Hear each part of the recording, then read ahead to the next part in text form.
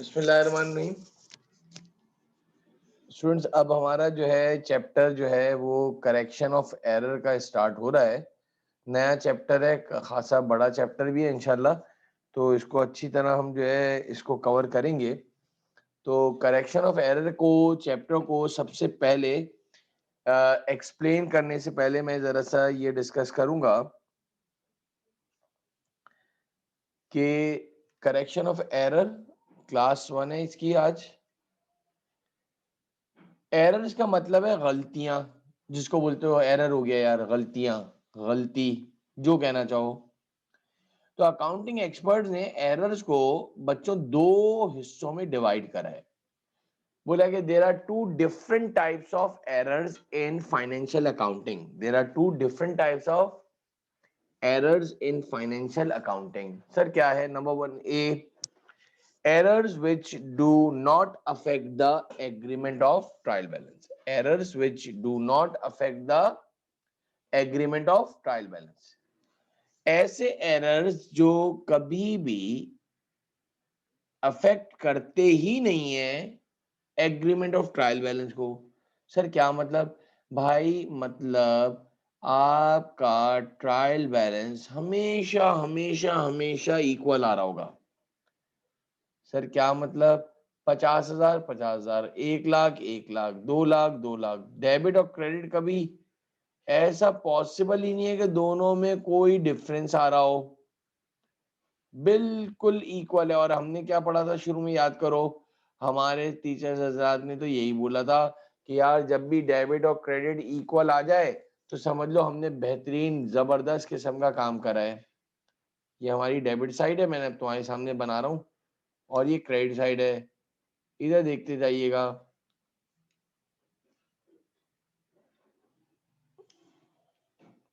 वो तो जब बड़े हुए तो पता चला अच्छा ये भी है।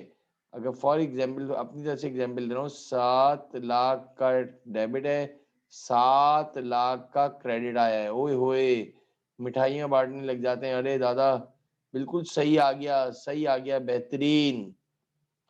तो बोल रहा है भाई इक्वल होने के बावजूद भी आपके पास कुछ गलतियां हैं अकाउंट्स में, जो कभी भी वो जो एरर होने के बावजूद कभी भी ट्रायल बैलेंस को इम्बैलेंस नहीं करती।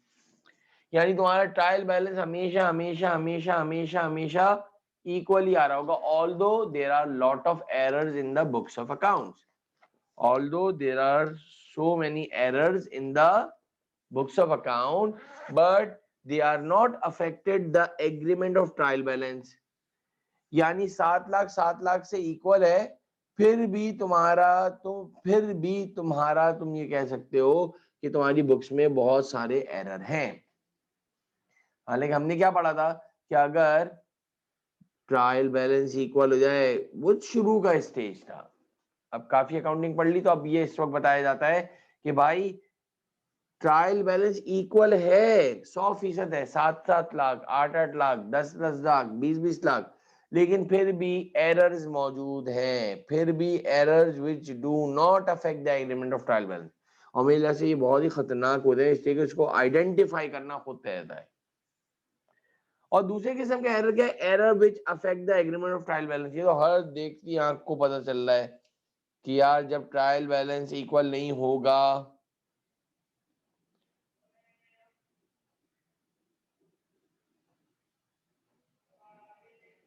तुम्हारा ट्रायल बैलेंस जब जो है इक्वल नहीं हो रहा होगा,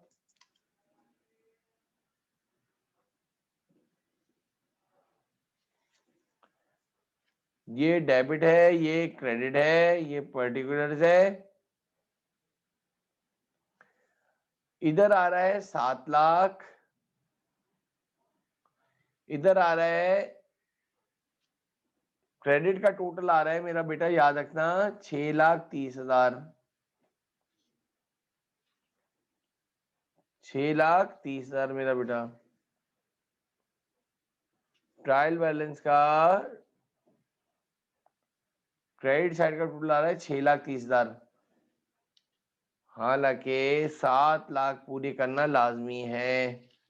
error which affect the agreement of trial balance, आपका ट्रायल बैलेंस इक्वल नहीं है। तो ये तो हर आंख वाली इंसान को पता चल रहा है कि भाई ट्रायल बैलेंस इक्वल नहीं है, तो there are so many errors in the books of accounts. लेकिन मेरा सवाल ये है कि इसका क्या क्या जाए। ये तो ट्रायल बैलेंस बिल्कुल इक्वल है, जितनी मरतबा पढ़ लिया 7-7 लाख 7-7 लाख 7-7 लाख आ रहा है, कोई हमें तो एरर दिख ही नहीं रहा। बेटा ये छुपे हुए एरर्स होते हैं, हिडन एरर्स होते हैं, they are called hidden errors. बस तुक्के में आ गए तो आ गए, अगर ये आपने नहीं देखे तो फिर वो हमेशा ही तुम्हारी बुक्स में रहते हैं, आइडेंटिफाई नहीं हो सका। तो मेरा सवाल ये है, जरा गौर से देखिएगा, इधर इधर तक क्लियर हो रही है बात कि दो किस्म के एरर्स हैं, error which do not affect the agreement of trial balance, error होने के बावजूद ट्रायल बैलेंस हमेशा पूरी जिंदगी इक्वल आता रहेगा, और एक है कि जिसके अंदर ट्रायल बैलेंस का बहुत बड़ा फर्क आ रहा है। मैम अरीबा जल्दी से बता दो, ये जो लिखा हुआ है सबको क्लियर कट दिख रहा है?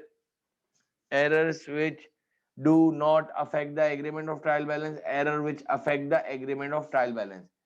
मैं तो अभी बिल्कुल जीरो से स्टार्ट कर रहा है कि अकाउंटिंग एक्सपर्ट बोल रहे हैं कि भाई दो किस्म के एरर हो सकते हैं बुक्स ऑफ अकाउंट्स में। एक कहलाता है error which do not affect the agreement of trial balance, और एक कहलाता है error which affect the agreement of trial balance.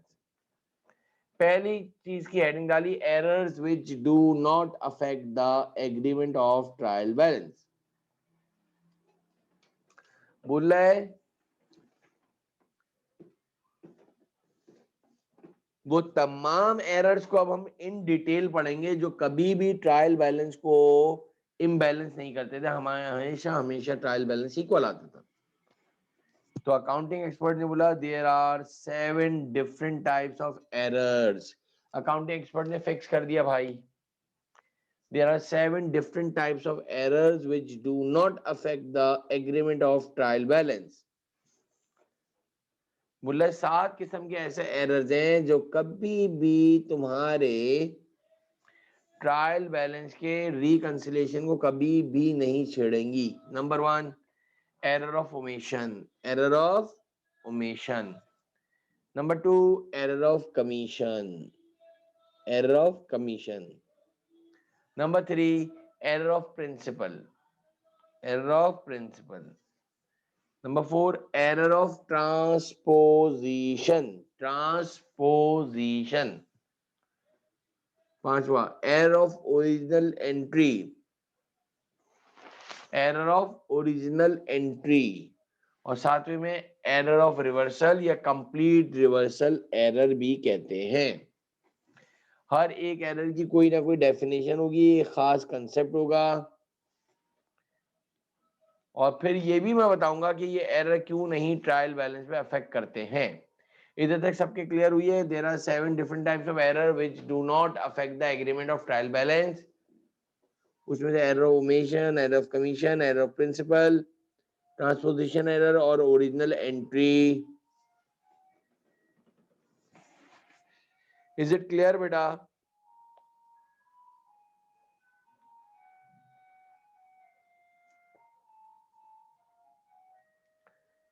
Error of omission, error of, सबकी डेफिनेशन है, सबको अभी करेंगे। पहले एरर की तरफ चलो।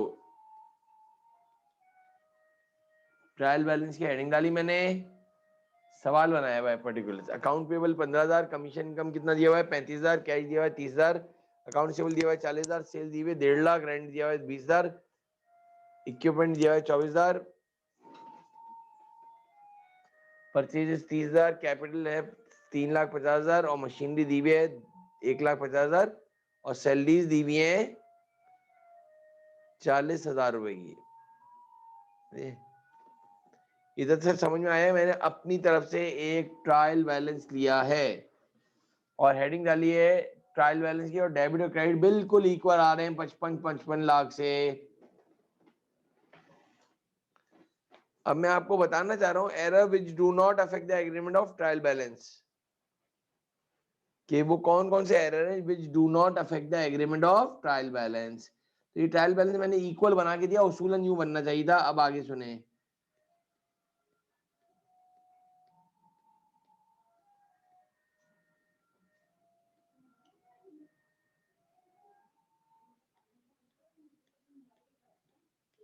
सबके इधर तक क्लियर है? पहले ये बताओ।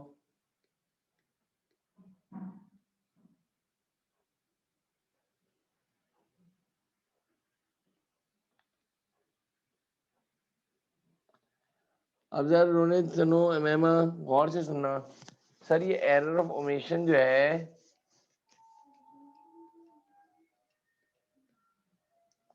ये रही definition error of omission. In error of omission where entire entry, where the complete entry has been omitted from the books of accounts, पूरी की पूरी एंट्री खा गए। अब ये देखो इधर से लेकर इधर तक की एंट्री, ये तो हो गई डेफिनेशन, ये मैंने एक्स्ट्रा बढ़ाया है, बच्चों को ज्यादा अच्छी तरह समझ में आता है। It means that there is no debit record and no credit record. तुमने एक एंट्री बनाई जिसकी डेबिट भी खा गए और क्रेडिट भी खा गए, तो इक्वल आएगा ही नहीं आएगा?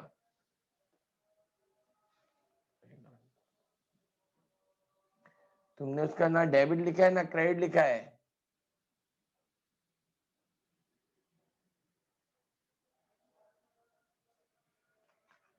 It means that there is no debit record and credit record. तब क्या हुआ?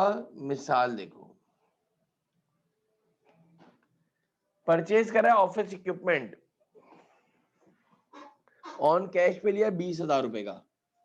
देखो मैंने तुम्हारे सामने एक हेडिंग डाली है राइट एंट्री की। किसकी हेडिंग डाली है? Right entry.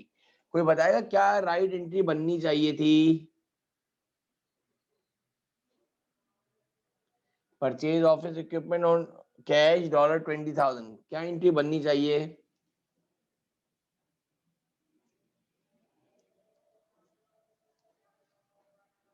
यार ऑफिस इक्विपमेंट को डेबिट कर दोगे और कैश को क्रेडिट कर दोगे। मेरे ख्याल से राइट एंट्री ये बननी चाहिए। सही है, एग्रीड है ma'am, good. Purchase office equipment on cash $20,000, तो आपने एंट्री बनाई office equipment debit cash credit. ये राइट एंट्री बननी चाहिए थी।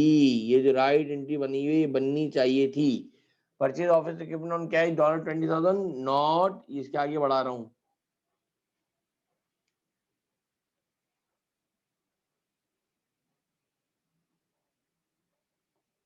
Not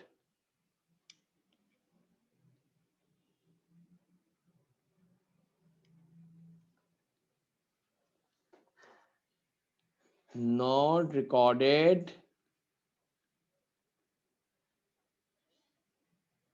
in books। बुक्स में लिखना ही भूल गए। सर क्या मतलब? ये देखो इधर मैंने लिखा है रॉन्ग एंट्री। वो भाई ना डेबिट में कुछ बनाया ना क्रेडिट में कुछ लिखा, पूरी की पूरी एंट्री को तुमने कुछ लिखा ही नहीं। एरर ऑफ ओमिशन में होता क्या है? कुछ भी नहीं लिखा। अब मैं क्या बोल रहा हूं, जो राइट एंट्री है ना वही आपकी करेक्ट एंट्री बन जाएगी। जो राइट एंट्री बनानी चाहिए थी ना वही करेक्ट एंट्री बन जाएगी। वजह यह है कि आपने कोई एंट्री पास ही नहीं करी है, कोई गलत काम भी नहीं करा है। सबके क्लियर है मैंने क्या बोला? जरा बताओ, शाबाश। हमने ऑफिस इक्विपमेंट लिया था और कैश पे लिया था, दो राय नहीं है बेटा, कैश पे लिया था, लेकिन अम्मा उसको हमने लिखना ही भूल गए, सिरे से लिखना ही। Purchase office equipment on cash $20,000, 20,000 रुपए का खर्च करा है, not recorded in books. Sir क्या मतलब? नॉट रिकॉर्डेड बुक्स में लिखा ही नहीं है। तो मेरा सवाल है, एक ऑफिस इक्विपमेंट हमने जो है कम लिखा होगा अपनी बैलेंस शीट में? हमने एक ऑफिस इक्विपमेंट जो है अपनी बैलेंस शीट में गलत लिखा होगा? मतलब लिखा ही नहीं है। तो अब क्या करोगे? इसकी करेक्ट एंट्री क्या बनेगी? ऑफिस इक्विपमेंट डेबिट और कैश क्रेडिट। तुम्हें करेक्ट एंट्री के मार्क्स मिलेंगे, लेकिन वो एक अलग बात है कि इस चैप्टर का क्या है, सबसे पहले एक सिनेरियो ये है कि सबसे पहले राइट एंट्री बनानी चाहिए, तो वही बनानी पड़ेगी। फिर उसको देखते हुए तुम क्या बनाओगे, रॉन्ग एंट्री। मतलब राइट एंट्री जो है हमें ये बनानी चाहिए थी बेटा, हमने बनाई नहीं, और रॉन्ग एंट्री हमने जो है ना गलती से ये बना दी थी। अब करेक्ट एंट्री ये बनेगी जिससे तुम्हारा एरर सही हो जाए, जिससे तुम्हारा एरर सही हो जाए। कुछ बात समझ में आई है? सबसे पहले तो ये बताओ, this is called error of omission. पूरी की पूरी एंट्री खा गए, पूरी की पूरी एंट्री ही गायब कर दी, ना डेबिट में लिखा ना क्रेडिट में लिखा। वैसे लिखना क्या चाहिए था, वैसे लिखना क्या चाहिए था, ऑफिस इक्विपमेंट को डेबिट करना चाहिए था और कैश को क्रेडिट करना चाहिए। तुमने कुछ एंट्री ही नहीं लिखी यार, गलती से कोई गलत भी एंट्री नहीं लिखी। तो जो राइट एंट्री है वही करेक्ट एंट्री बन जाएगी। ये क्लियर हुई बात या नहीं हुई? जो राइट एंट्री है वही करेक्ट एंट्री बन जाएगी।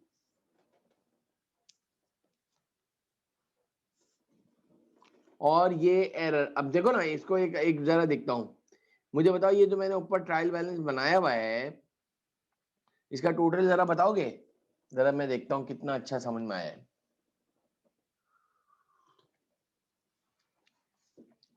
जो ऊपर मैंने ये बनाया है इसका टोटल कितना आ रहा है?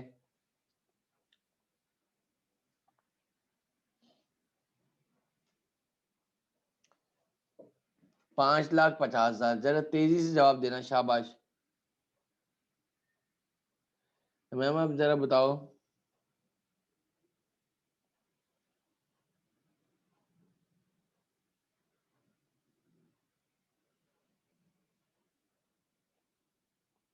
अब मुझे बताओ ये जो कैश कितना लिखा हुआ है हमारे पास?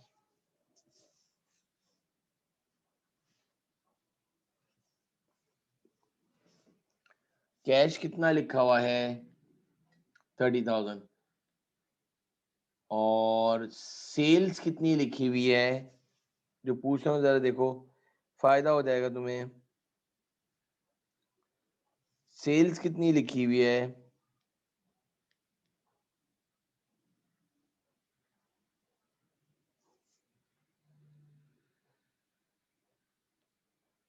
₹1,50,000। और ये ट्रायल बैलेंस टोटल हो रहा है ₹5,50,000 से।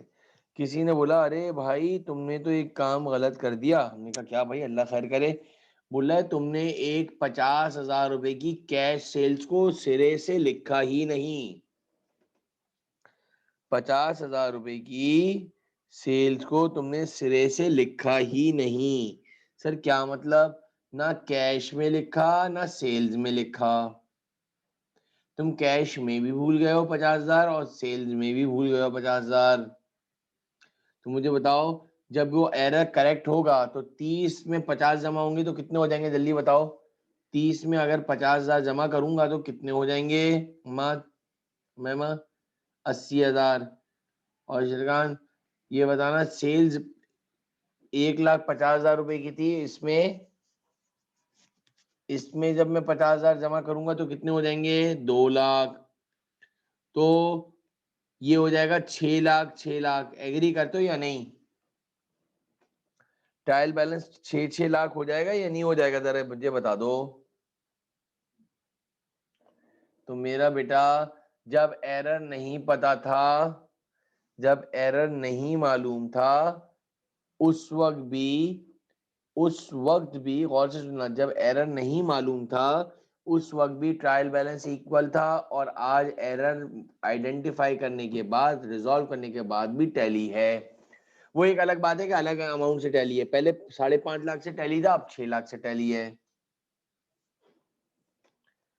लेकिन टैली पहले भी था और टैली अब भी है, बाद में भी हो गया।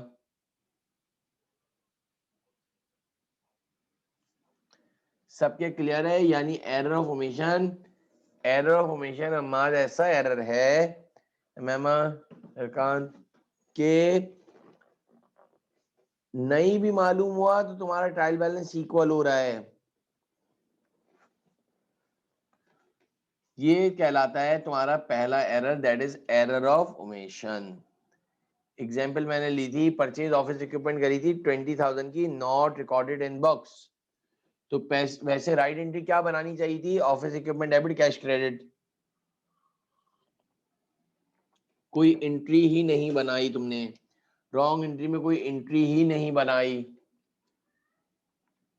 तो करेक्ट एंट्री में क्या बनाओगे, जो ऊपर एंट्री है ना वही करेक्ट एंट्री में बना दोगे, जो राइट एंट्री है ना वही करेक्ट एंट्री हो जाएगी। आसान वे में बोल रहा हूँ, जो राइट एंट्री बननी चाहिए थी ना वही आपकी करेक्ट एंट्री में आ जाएगी। मैम अब है error of commission. Error of commission sir ये क्या है, in error of commission where the nature of account is correct. Nature of account का मतलब sir ALCER, asset liability capital expenses revenue. In error of commission where the nature of account is correct but title of account is wrong। Sir क्या मतलब, asset को asset ही लिखा है, गौर से सुनना, asset को एसेट ही लिखा है लेकिन किसी और नाम से, लाइबिलिटी को लाइबिलिटी ही लिखा है लेकिन किसी और नाम से, रेवेन्यू को रेवेन्यू ही लिखा है लेकिन किसी और नाम से। सर क्या मतलब, जरा देखिएगा, परचेज ऑफिस इक्विपमेंट सारे स्टूडेंट्स के लिए बेहतरीन एग्जांपल। परचेज करा ऑफिस इक्विपमेंट ऑन कैश, कितने का, 1 लाख का, रॉन्गली रिकॉर्डेड इन मशीनरी अकाउंट। यार अल्लाह के नेक बंदे अकाउंटेंट को बोलेंगे हमने खरीदा क्या है, फिर पूछ रहा हूँ हमने खरीदा क्या है, कंपनी के लिए, बिजनेस के लिए लिया क्या है, मैं बच्चों वाली चीज बोल रहा हूँ। परचेज करना है ऑफिस इक्विपमेंट, उसको गलती से आपने मशीनरी के अकाउंट में डाल दिया। तो मैम मेरा एक सवाल है, पॉइंट नंबर 1, राइट एंट्री क्या बननी चाहिए थी, ऑफिस इक्विपमेंट को डेबिट करना चाहिए था, कैश क्रेडिट, कोई दो राय नहीं है भाई, ये एंट्री बननी चाहिए थी ना, अब तो थोड़ी बनाई है तुमने, तो अपने मुंह जैसी बनाई है। क्या बनाई है, मशीनरी अकाउंट डेबिट और कैश क्रेडिट। हालांकि कंपनी में मशीनरी आई भी नहीं, अल्लाह माफ करे। अरीबा आगे बढ़ो, अगर मशीनरी से डेबिट कर दिया जो कि नहीं करना चाहिए था, उसूलन मशीनरी से को डेबिट नहीं करना चाहिए था क्योंकि आपने ऑफिस इक्विपमेंट खरीदा था। तो अब बताओ इसकी करेक्ट एंट्री क्या बनेगी, जो तुमने ऑफिस इक्विपमेंट को नहीं लिखा था उसको डेबिट कर दूंगा वापस और मशीनरी अकाउंट को कर दूंगा क्रेडिट। तो तुम्हें इस करेक्ट एंट्री के एरर जो है नंबर मिलेंगे। कुछ बात समझ में आई है, नहीं आई है। Office machinery debit, machine credit, जो तुमने ऑफिस इक्विपमेंट को डेबिट कर दो और जो मशीनरी तुमने डेबिट करी थी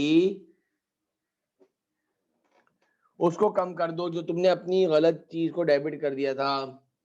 कुछ समझ आया नहीं आया।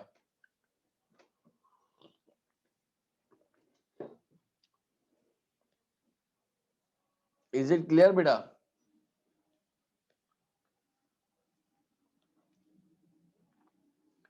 जरा इसका बताओ अरीबा, एक मैं इसका सवाल दे रहा हूँ बीच में, दोनों बताना जरा मत।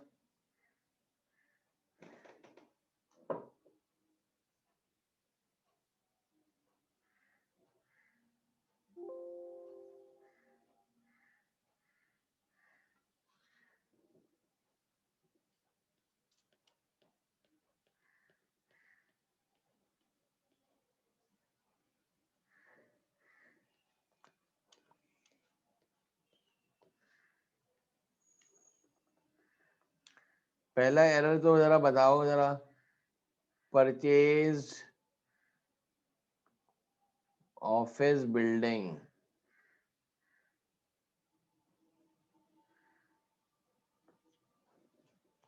Purchase office building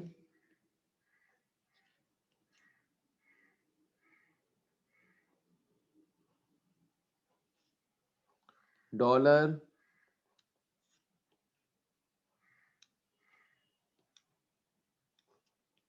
purchase office building for dollar 3,50,000 not recorded anywhere in the books of accounts.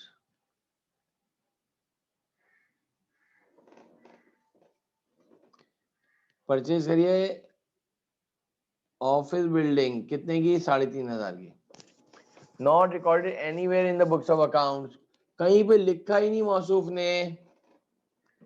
Very good Ariba ma'am. Office building debit, cash credit, right entry भी ये बननी चाहिए थी मत, और वही राइट एंट्री जो है और रॉन्ग एंट्री भी जो है, करेक्ट एंट्री सब सेम हो जाएंगी। सबके क्लियर है बेटा? Purchase office building for $350, not recorded in the books of account. हाँ ये याद रख लो, इसका टूल जो है, एक होती है राइट एंट्री जो कि एंट्री बनानी चाहिए थी, और एक हो गया रॉन्ग एंट्री जो तुम बनाकर आ गए हो। इन दोनों के दरमियान में लिखा है करेक्ट एंट्री, यानी अब ये बनेगी। भाई तुमने क्या खरीदा था? सर हमने तो ऑफिस बिल्डिंग खरीदी थी।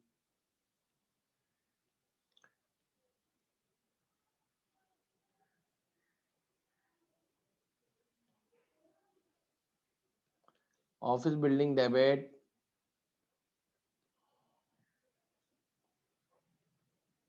Cash credit, purchase office building करी कैश से, तो ये एंट्री पास करनी चाहिए थी, जो कि आपने बनाई नहीं। आपने क्या एंट्री बनाई? कोई बताएगा आपने क्या एंट्री बनाई? रॉन्ग एंट्री में आपने क्या बनाई? रॉन्ग एंट्री में आपने क्या एंट्री बनाई? कोई एंट्री नहीं बनाई। वेरी गुड है मैम रिबा, कोई एंट्री ही पास नहीं करी। तो अब बताओ करेक्ट एंट्री में क्या एंट्री बनेगी? करेक्ट एंट्री में क्या एंट्री पास करोगे? अम्मा जो राइट एंट्री है ना,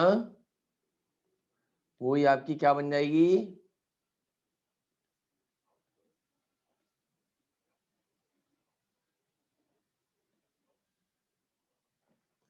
office building debit, cash credit.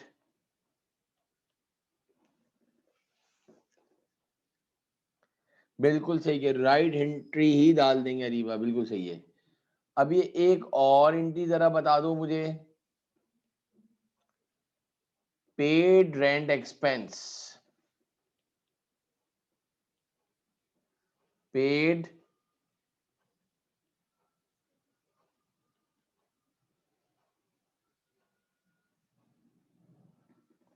Paid rent expense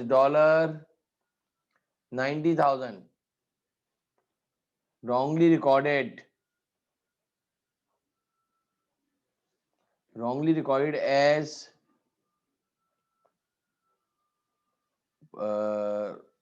wrongly recorded in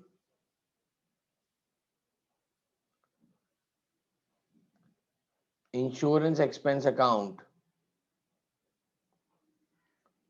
भाई पेड कर रेंट एक्सपेंस 90,000 रुपए का, wrongly recorded in insurance expense account. अजीब आदमी हो, तुमने पे क्या करा है? Rent expense.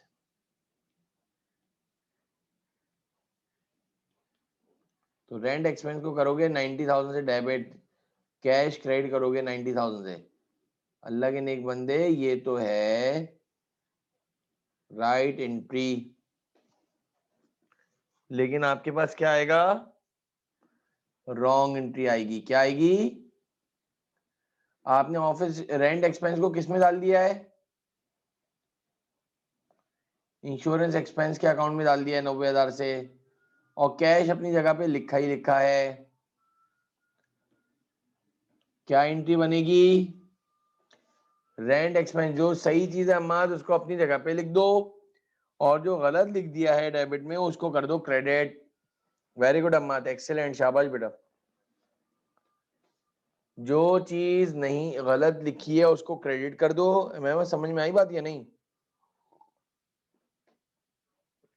रीबा भाई कैश से कैश तो कट गया ना, कैश से कैश तो कट गया है। तुम्हें रेंट एक्सपेंस पे करना है, रेंट एक्सपेंस रिकॉर्ड करना है, तो रेंट एक्सपेंस को लिख दो डेबिट। और तुमने गलती से, मैं फिर रिपीट कर रहा हूं, तुमने गलती से इंश्योरेंस एक्सपेंस को डेबिट कर दिया है, तो अकाउंटिंग में सबसे आसान तरीका ये है कि जो चीज डेबिट में लिखी है उसको कर दो क्रेडिट। ये आपकी करेक्ट एंट्री बनेगी। यूं ही लिखना कि ये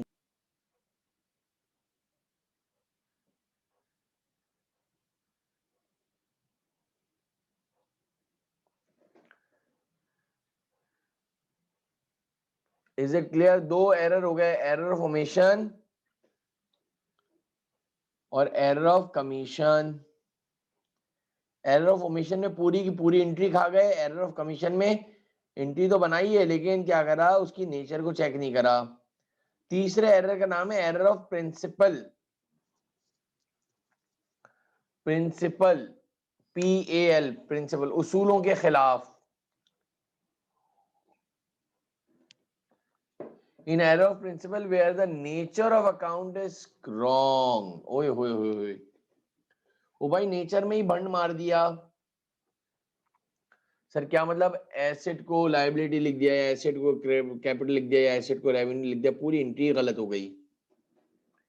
एग्जाम्पल ले लेते हैं तो बहुत जल्दी समझ में आ जाएगा। Paid rent expense, paid rent expense करा है 25,000 का, wrongly recorded in office equipment account. देखो तो क्या कर रहे हैं, रेंट एक्सपेंस की नेचर है, रेंट एक्सपेंस की नेचर है एक्सपेंस, और of wrongly recorded in office equipment account, office equipment का अकाउंट है एसेट्स। या तुमने एक्सपेंस को एसेट में लिख दिया, अभी देखते हैं रिवा। तो राइट एंट्री क्या बननी चाहिए थी तुम्हें, पहले रेंट एक्सपेंस को डेबिट करना चाहिए था और कैश को क्रेडिट करना चाहिए था। उसूलन ये राइट एंट्री बननी चाहिए थी, लेकिन उसने क्या बना दी, उसने रेंट एक्सपेंस को किस में डाल दिया, ऑफिस इक्विपमेंट के अकाउंट में डाल दिया। तो हमने ऑफिस इक्विपमेंट को डेबिट कर दिया, कैश को क्रेडिट कर दिया सेम अमाउंट से। अब बताओ करेक्ट एंट्री क्या बनेगी दोनों की मिलाकर। रेंट एक्सपेंस को तो डेबिट चाहिए ना, तो उसको डेबिट में लिखेंगे, और जिसको इसका कोई काम ही नहीं था क्रेडिट वाले का, इसको डेबिट में रखेंगे, डेबिट में जो था उसको क्रेडिट कर देंगे। रेंट एक्सपेंस डेबिट और office equipment credit, very good है मेमा, बिल्कुल सही है। अरीबा आपको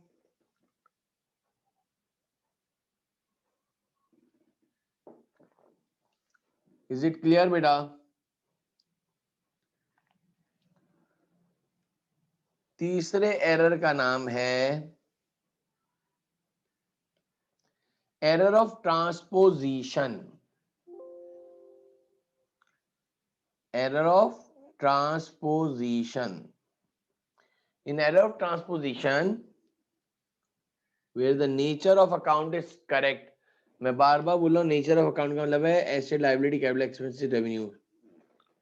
बोला nature of account is correct, बिल्कुल सही है, एसेट को एसेट लिखा है।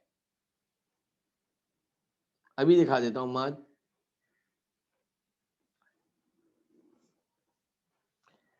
नेचर ऑफ अकाउंट तो बिल्कुल सही है, लेकिन टाइटल ऑफ अकाउंट रॉन्ग हो गया,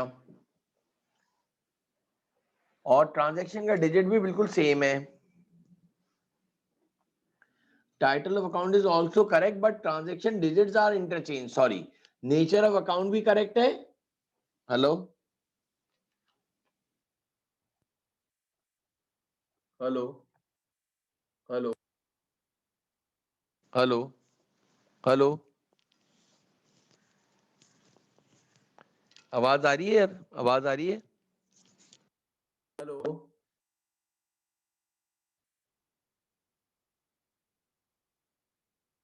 आवाज आ रही है?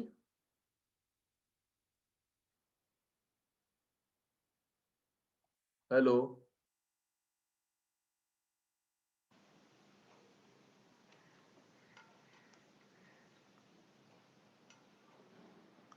इधर माइक चलते हुए, हाँ अब चल गया। हाँ भाई अब देखो, हेलो आवाज आ रही है?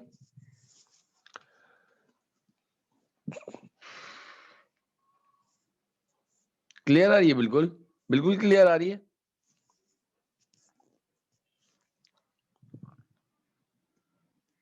ठीक है, बोल रहा है in error of transposition where the nature of account is, क्या शरकान, क्या बोल रहे हो? नो क्या? जल्दी जल्दी बोलो।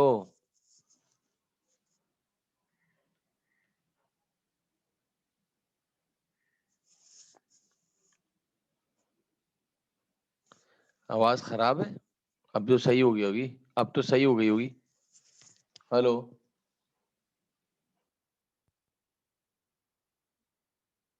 Hello hello hello.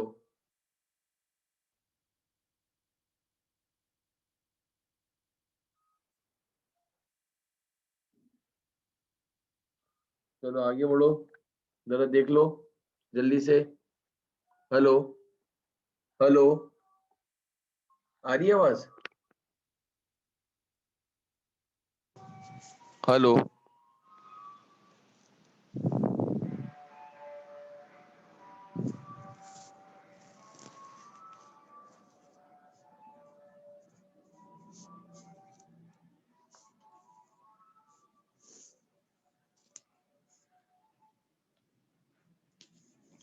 Time waste कर रहा है।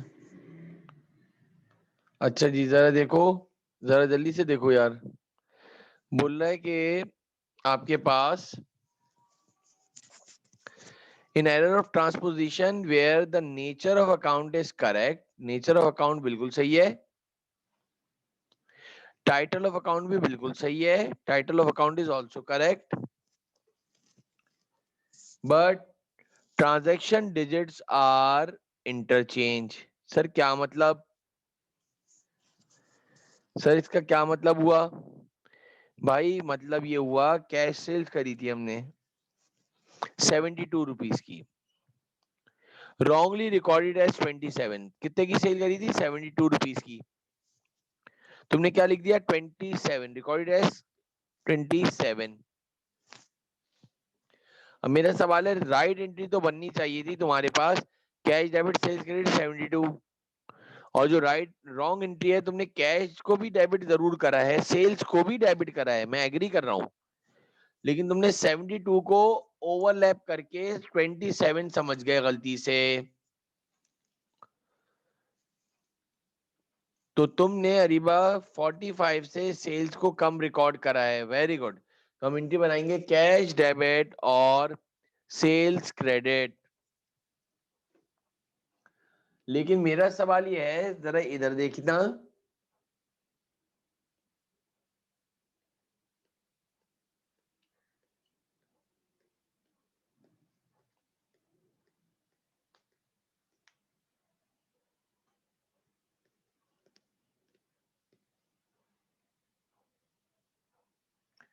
मैं तुम्हें एक चीज ये बताना चाह रहा हूं,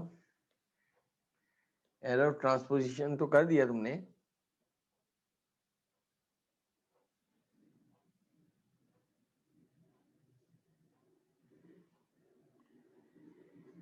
एक सेकंड यार,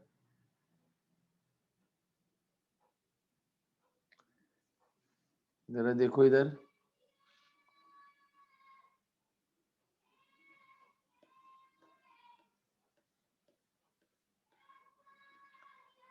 मैंने पहली एग्जाम्पल के अंदर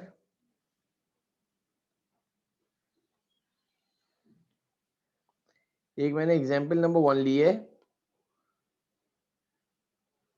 बोला कैश सेल्स करी थी आपने $72 की,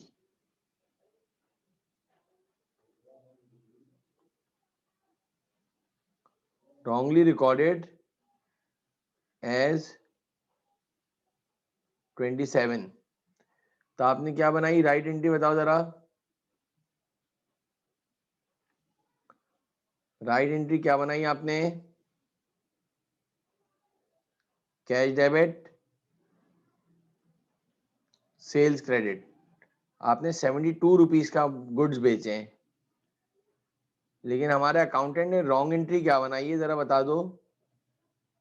उसने कैश को भी सही लिखा है, सेल्स को भी सही लिखा है, अमाउंट में, और अमाउंट को भी उल्टा सीधा करके लिख दिया, रिवर्स करके, लाजमी है। 72 को 27 ही लिखा है।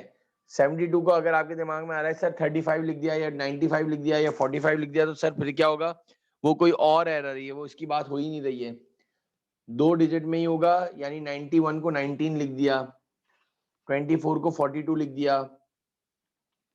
अब मुझे जरा बताओ करेक्ट एंट्री क्या बनेगी।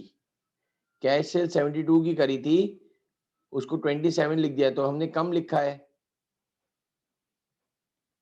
तो अब हम क्या करेंगे, cash debit sales credit, difference से एंट्री पास कर देंगे, दैट इज 45।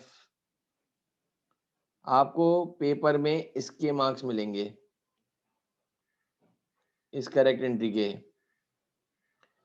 सर ये तो हमने अभी करा, बताना क्या चाह रहा हूं जरा, अब एग्जाम्पल नंबर 2 को कोड कर रहा हूं,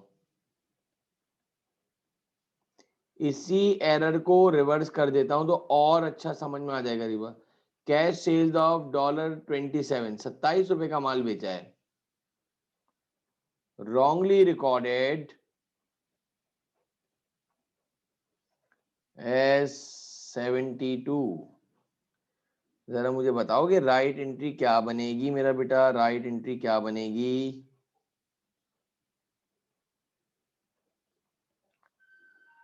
कैश डेबिट सेल्स क्रेडिट कितने से, हमने सिर्फ 27 रुपए का माल बेचा है मेरा बेटा, और रिबा हमने क्या एंट्री बना दी, रॉन्ग एंट्री क्या बनाई है, रॉन्ग एंट्री। ये बहुत सारे स्टूडेंट बोलते हैं ये राइट एंट्री बननी चाहिए थी, तुमने बनाई ही नहीं यार, तुमने तो ये गलत रॉन्ग एंट्री बनाई है। तुमने कैश को डेबिट जरूर करा, सेल्स को क्रेडिट जरूर करा, मैं मना नहीं कर रहा, तुमने 72 से कर दिया मेरा बेटा।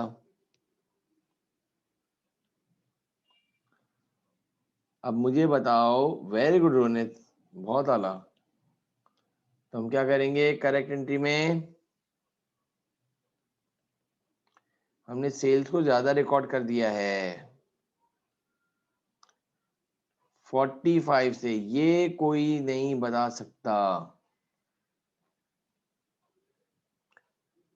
पहले आपने कैश और सेल्स को बढ़ाया है पहले वाले एरर में, अब आपने सेल्स और कैश को कम किया है। क्लियर हुई बात, इसमें से कोई भी एक कंडीशन आ जाएगी, या तो एंट्री को मजीद बढ़ाना होगा या एंट्री को कम करना होगा। और इसको क्या बोलते हैं, ये एंट्री बनानी चाहिए थी, ये एंट्री बना दी, ये गलती से एंट्री, ये एंट्री गलती, ये एंट्री गलती से बना दी। अब ये एंट्री बनेगी। कुछ समझ आई बात या नहीं, फास्ट बेटा जल्दी बताओ। This is called error of transposition, error of, nature भी सही है, टाइटल भी सही है, अमाउंट को उल्टा करके लिख दिया है, अमाउंट को उल्टा करके लिख दिया है। इज इट क्लियर मेरा बेटा।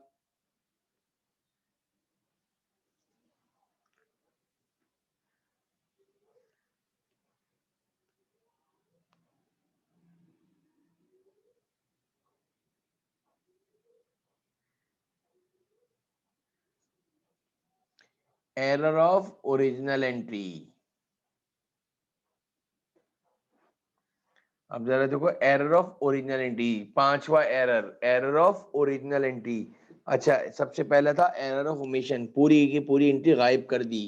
एरर ऑफ कमीशन, नेचर तो सही लिखा है, टाइटल गलत लिखा था, रेंट को सैलरीज में लिख दिया, सैलरीज को रेंट में लिख दिया, इंश्योरेंस को रिपेयर में लिख दिया, एरर ऑफ कमीशन। फिर था एरर ऑफ प्रिंसिपल, उसूलों की गलती कर दी। एसेट को एक्सपेंस में लिख दिया, एक्सपेंस को एसेट में लिख दिया, लाइबिलिटी को कैपिटल में लिख दिया, कैपिटल को लाइबिलिटी में लिख दिया, नेचर ही गलत लिख दी। फर्क क्यों नहीं आता? क्योंकि एसेट भी डेबिट में होता है और एक्सपेंस भी डेबिट में होते हैं। या तुमने ऑफिस इक्विपमेंट लिया था, एरर ऑफ प्रिंसिपल दिखा दें, एरर ऑफ प्रिंसिपल दिखा दें।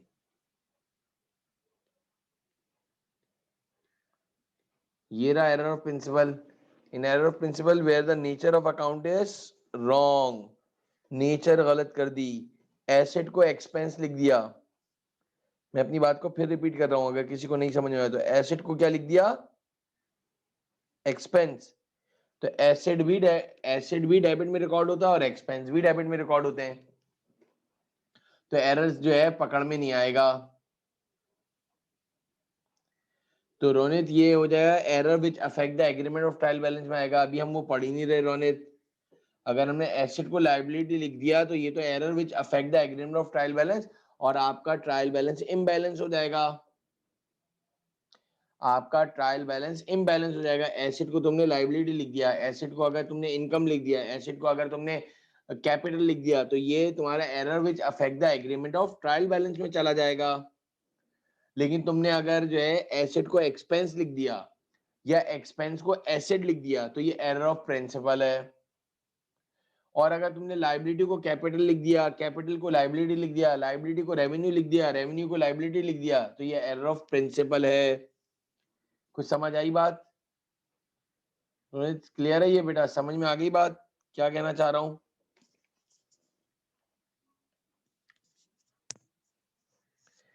आगे देखो, error of original entry. Sir ये क्या है? ये जो अभी आपके समझ में आ रहा था, देखो एक और बात अरीबा, देखो एरर ऑफ ट्रांसपोजिशन में 2 डिजिट का ही होता है और उसको घूमना लाजमी होता है। 72 को 27 लिख दिया, 81 को 18 लिख दिया, 19 को 91 लिख दिया, 19 को 91 लिख दिया, 24 को 42 लिख दिया। एरर ऑफ ओरिजिनल एंट्री में क्या होगा? नेचर ऑफ अकाउंट भी सही है, टाइटल भी सही है, लेकिन एंट्री को आपने किसी और अमाउंट को किसी और अमाउंट से लिख दिया, किसी और अमाउंट को किसी और अमाउंट से लिख दिया। बिल्कुल बेटा, मैम अगर इंटरचेंज नहीं हुआ तो यानी कोई और नाम है। पेड सैलरीज एक्सपेंस, ये बेहतरीन एग्जांपल है। Paid salaries expense 97,000। यार तुम 97,000 की अरीबा क्या दे रहे हो? ज्यादातर अरीबा ये होता है कि 2 डिजिट में ही होता है बेटा, एक यूजुअली देखा गया है। Wrongly recorded as 49,000। 97,000 को क्या लिख दिया? 49,000 लिख दिया। 97 को क्या लिख दिया? 49,000 लिख दिया। तो मेरा सवाल ये है कि आपके पास क्या आएगा? अब जरा मुझे बताओ। सैलरीज एक्सपेंस आपने लिखा, सैलरीज एक्सपेंस आपने डेबिट करना चाहिए था तुम्हें, लेकिन तुमने सैलरीज एक्सपेंस को क्या लिख दिया? 49,000 लिख दिया मेरा बेटा। तो मेरा सवाल ये है कि तुम जो है तुमने सैलरीज एक्सपेंस को कम से लिखा है, तो सैलरी एक्सपेंस को वेरी गुड अरीबा 48,000 से और मजीद बढ़ा देंगे। This is called error of original entry, this is called error of original entry. सही है शाहरुखान? शाहरुखान सही है। अब आ गया एरर ऑफ रिवर्सल, जिसको बोलते हो आप कंप्लीट रिवर्सल एरर।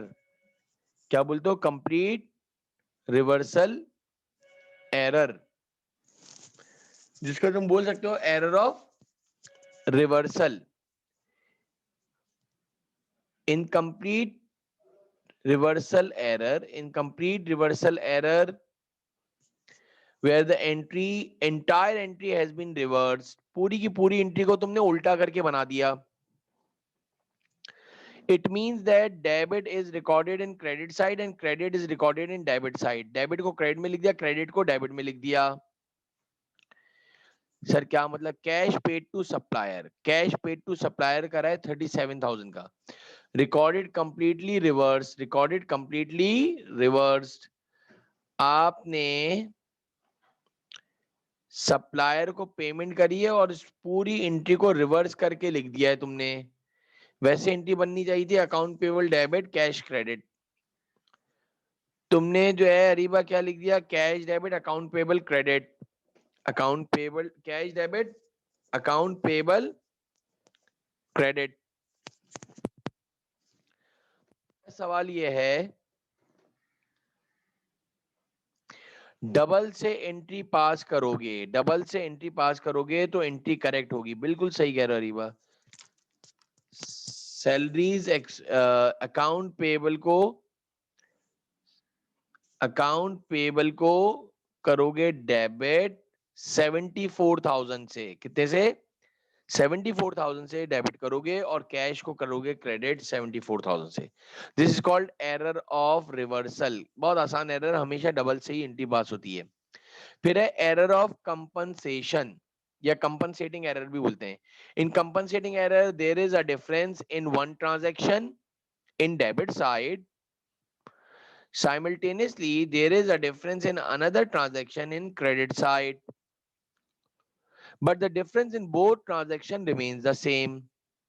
ये बड़ा मौजूदाती तौर का एरर है, जरा याद रखना, मौजूदाती तौर का एरर है। यार कैश सेल करी थी तुमने 9,000 रुपए की, wrongly recorded in sales account as 900। तुमने कैश सेल्स करी है 9,000 रुपए की और तुम सेल्स के अकाउंट में लिख रहे हो 900। पहला पहला एरर। कैश को डेबिट करना चाहिए था 9,000 रुपए से और तुमने लिख दिया है कैश को डेबिट करा 9,000 से, लेकिन सेल्स में लिख दिया 900। यानी तुमने तकरीबन कोई 8,100 से कम लिखा है, 8,100 से कम लिखा है। और फिर एक और, इसके साथ एक और भी एरर जो है इंक्लूड होगा। कैश परचेज ली थी तुमने 9,000 की, wrongly recorded in purchases account as 900। तुमने कैश पे परचेजेस भी ली है और उसको गलती से 9,000 को तुमने 900 रुपए लिख दिया है। वैसे लिखना चाहिए था तुम्हें परचेजेस डेबिट कैश क्रेडिट, तो परचेजेस डेबिट ही करा है लेकिन 900 से कर दिया है। यानी एक 8,100 का फर्क तुम्हारे पास, 8,100 का फर्क तुम्हारे पास इधर क्रेडिट में आया और सेम 8,100 का फर्क तुम्हारे पास डेबिट में भी आया कुछ मौजूदाती तौर पे। तो मेरा सवाल ये है, उल्टा बोल रही हो, सेल्स को मजीद बढ़ाएंगे अरीबा। सेल्स को तो तुमने वैसे ही कम लिखा है, 900 से लिखा है और परचेजेस को भी 900 से लिखा है। बताई तुमने सही एंट्री है। परचेजेस को भी बढ़ाओगी और सेल्स को भी बढ़ाओगी, परचेजेस को भी बढ़ाओगी और सेल्स को भी बढ़ाओगी। तो ये आपके पास 7 किस्म के एरर्स हैं जो कभी भी ट्रायल बैलेंस को कभी भी अफेक्ट नहीं करते। Error which do not affect the agreement of trial balance में आते हैं।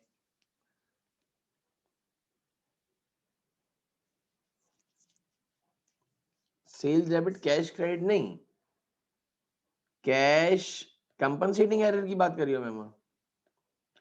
उसमें तो एंट्री बनेगी, परचेजेस को और बढ़ाओगी, जैसे कि तुमने परचेज, दो एरर एक साथ दिए होंगे मैम, नहीं यही बात समझ में।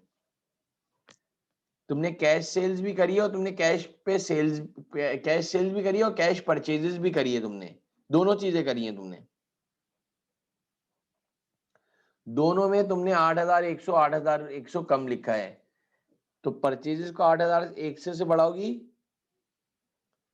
और सेल्स को भी 8,100 से बढ़ाएंगे। क्लियर हुई बात? ये जरा आपके सामने जब तक मैं ये नमाज पढ़ रहा हूं, तुम ये एक सवाल मुझे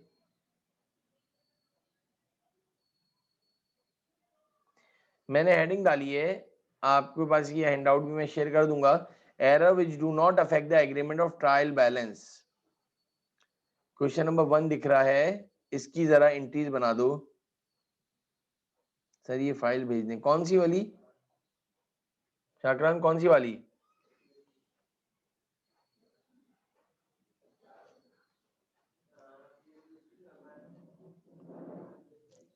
वन नोट वाली, ओके बेटा।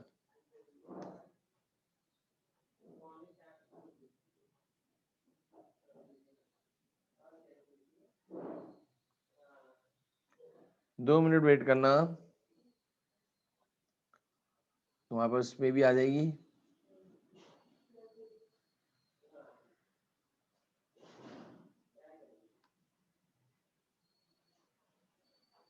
एक सेकंड बेटा, एक सेकंड।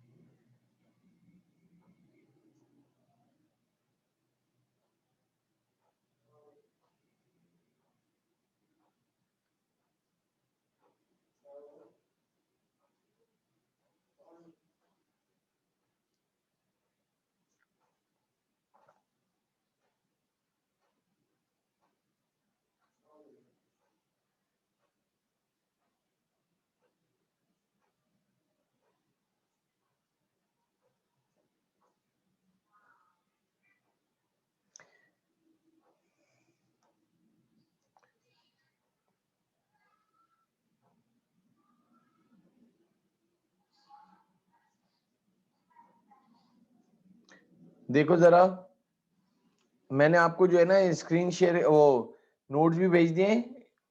अब आप इसके, आपके पास ये वाला सवाल भी आ गया होगा, बेसिक क्वेश्चन का पहला सवाल करो जब तक मैं नमाज पढ़ के आ रहा हूँ। हाँ बेटा, हुआ सवाल? Question number 1।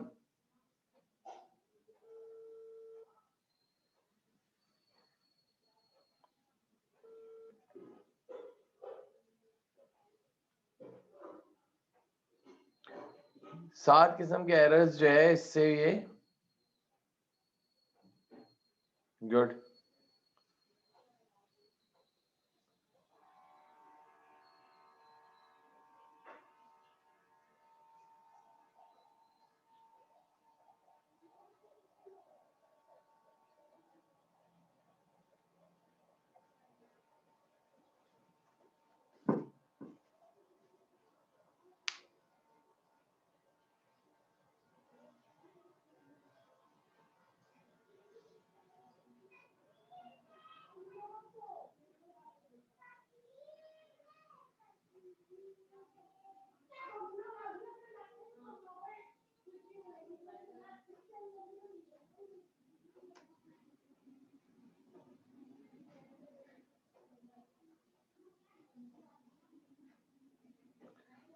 ये देखें जरा सवाल में,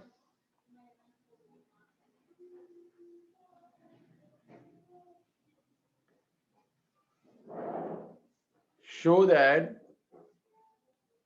the journal entries necessary to correct the following errors। ये सवाल मिला भाई आपको सबको? सारे स्टूडेंट्स को ये सवाल मिल गया? ये सवाल करवा रहा हूँ। A sales of goods for 4112 to T Moore had been entered in T Moore's account. यानी ये दोनों अलग अलग अकाउंट हैं, एक टी मोर है और एक टी मोरोज है। मैंने इसको टी मोरो कर दिया था, यानी हमने टी मोर को जो है गुड्स बेचे थे, दूसरे का नाम टी मोरो है, दूसरे कस्टमर का नाम टी मोरो है।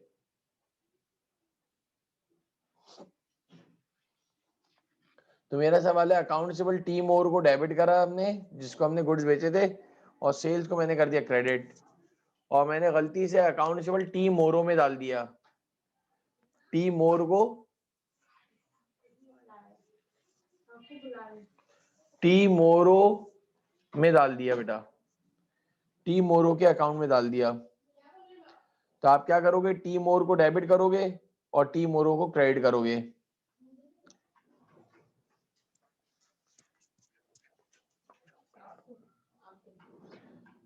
नेक्स्ट क्या है,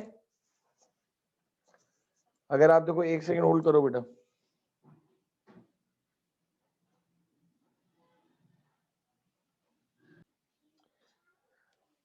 नेक्स्ट देखो, अगर आपके पास the purchase of a machine on credit from J friend 619 has been completely omitted from our box. वो भाई कोई एंट्री नहीं बनाई, machine debit account payable J friend credit 619,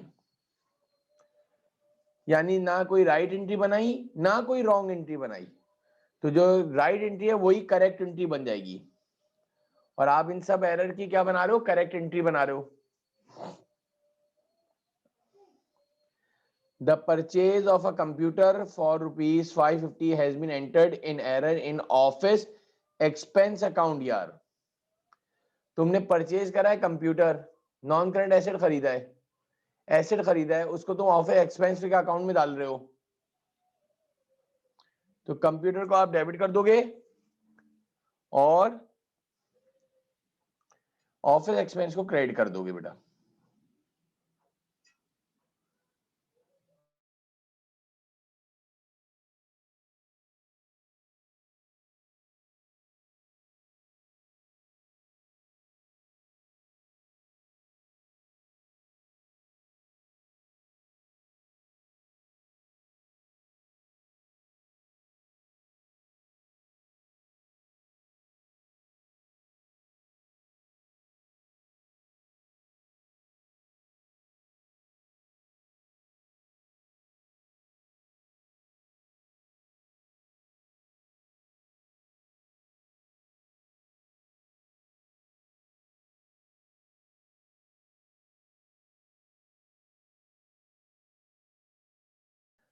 अगर आगे देखो तो इसके आगे, नेक्स्ट देखो इसके आगे, तो आपके पास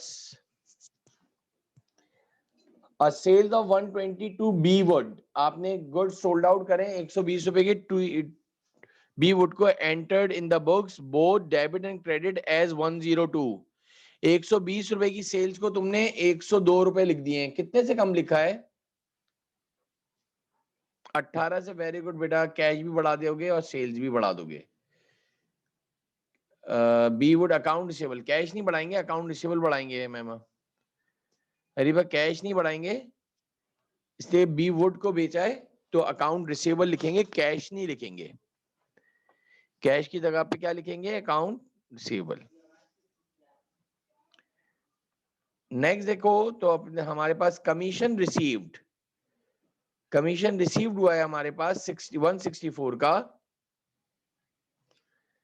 has been entered in error in sales account. तो आपने ma'am very good, commission receive करा था तो कमीशन इनकम को क्रेडिट करना चाहिए था, तुमने सेल्स को कर दिया।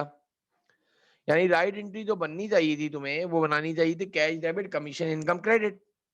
तुमने एंट्री बना दी कैश डेबिट सेल्स क्रेडिट, तो अब सेल्स को डेबिट करोगे और कमीशन इनकम को क्रेडिट करोगे। इसके बाद आपके पास एफ एंट्री के अंदर अगर हम आ जाए, receipt of cash from T Blair, cash receive हुआ है टी ब्लेयर से 68, had been entered on the credit side of the, ये द लिखा हुआ है, of the cash book and the debit side of the T Blair account. ये कौन सा एरर है, कोई बताएगा ये कौन सा एरर है, शाकरान उन्होंने दिया, बताओगे क्या ये कौन सा एरर है, एफ वाला। रिसिप्ट हुआ है, a receipt of cash from T Blair 68 has been entered on the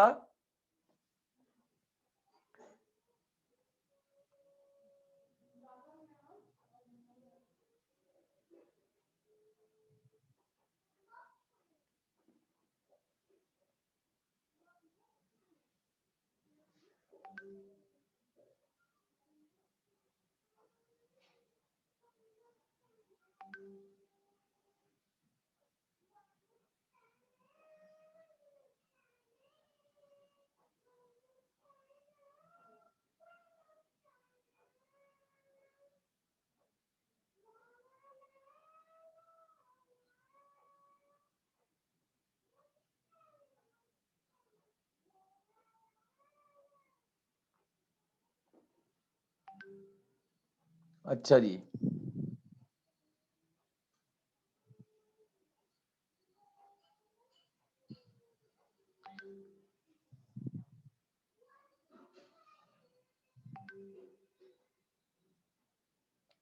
next देखो इसके अंदर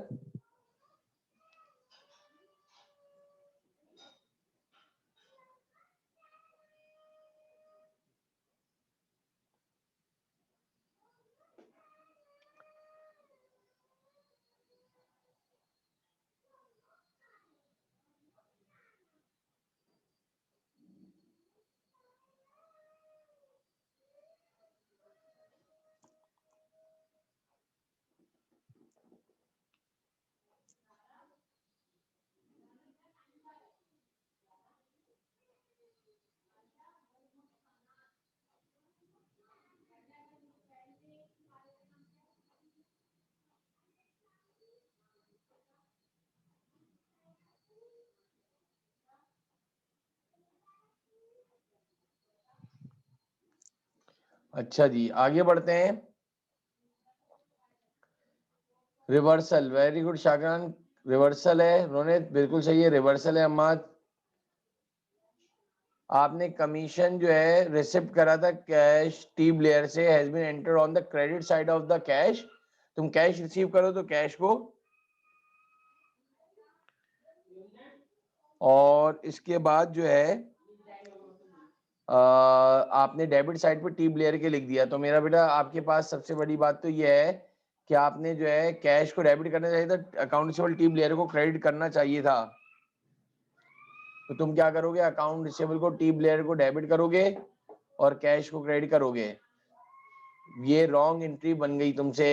तो जब तुम जो है डबल से एंट्री पास करोगे, याद रख लेना हमेशा डबल से एंट्री पास होती है। इसके बाद आपके पास a purchase of goods for rupees 372 has been entered in error on the debit side of the drawings account। Purchases खरीदी थी तुमने, उसको ड्राइंग्स में डाल दिया, तो ड्राइंग्स को कम कर दोगे, परचेजेस को डेबिट कर दोगे। सबने यही एंट्री बनाई थी, इसकी तरह देख लो। ड्राइंग्स को हमने क्रेडिट कर दिया और परचेजेस को बढ़ा दिया बेटा। Very good river. इसके बाद अगर हम देखें तो आपके पास क्या एरर है, जरा देखो। Discount allowed ₹48, discount allowed for $48 has been entered in error on the debit side of the discount received account, had been debit recorded in the debit side of the discount received account।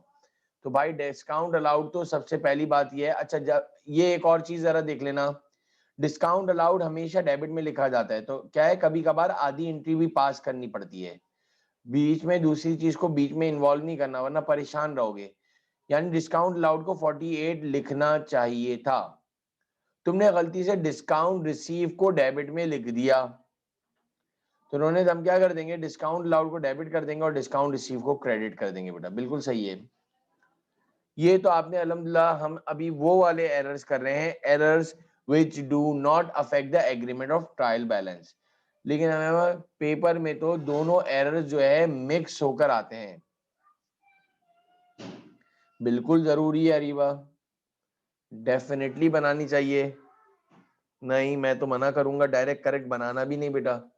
पहली बात ये है कि इतने मुश्किल error होते हैं कि राइट रॉन्ग के बगैर करेक्ट बनती ही नहीं है। अव्वल बात तो ये है। दूसरी बात, उसको एक इम्प्रेशन अच्छा आता है बेटा। एक सेकंड वेट करना जरा।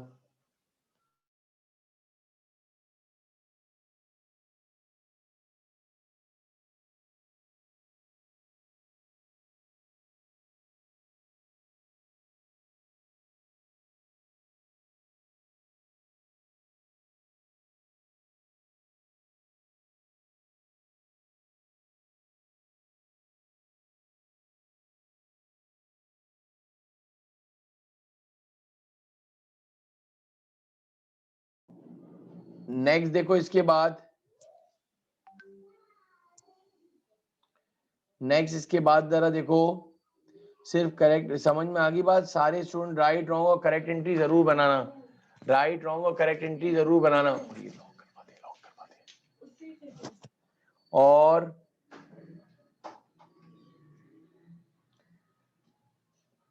अब जो दूसरे एंड से जो सवाल करेंगे, ये क्वेश्चन नंबर 2 खुद कर लेना। मैंने एक ये जो हैंडआउट तुम्हारे सामने बनाया है तो उसमें 2 सवाल मैम अरीबा, तीसरा सवाल, चौथा सवाल, 5 सवाल, 5 सवाल 6 7 नहीं 8, ये तो इधर से एरर शुरू हो गया मेरे ख्याल से। 4 या 5 सवाल जो शुरू के हैं सारे बच्चे याद रख लेना, वो आपके error which do not affect the agreement of trial balance के हैं। अब हम जरा सा इसको एक कंटिन्यू करेंगे और इसके अंदर एक और चीज को कवर अप करेंगे।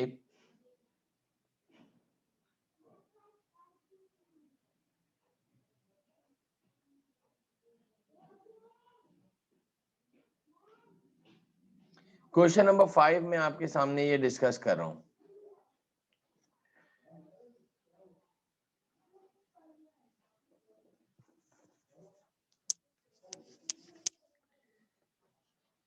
The following points were discovered in the books of small building business before the closing entries had been made.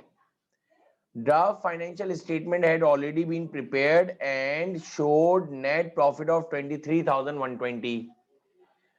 आपने सवाल में नेट प्रॉफिट भी दिया हुआ है, आपके सवाल में नेट प्रॉफिट भी आपको दिया हुआ है मेरा बेटा। ओके सर, देन आपको जब नेट प्रॉफिट दिया हुआ है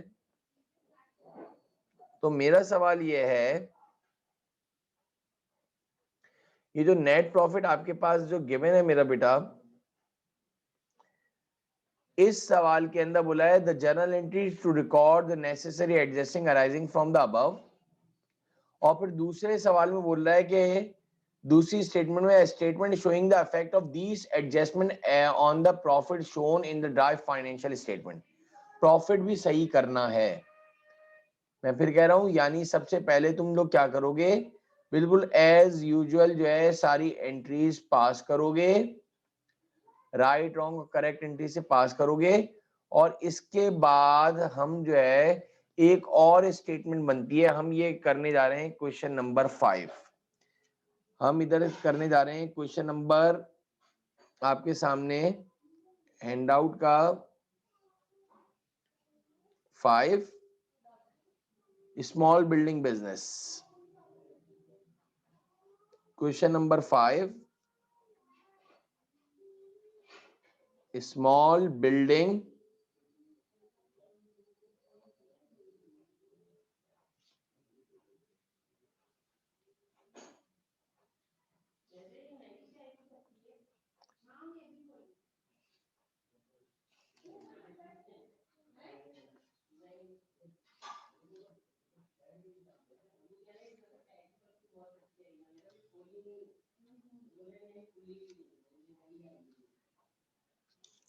देखो जरा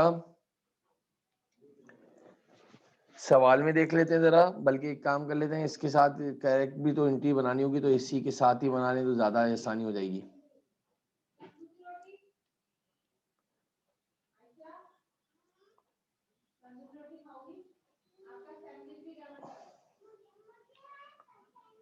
ये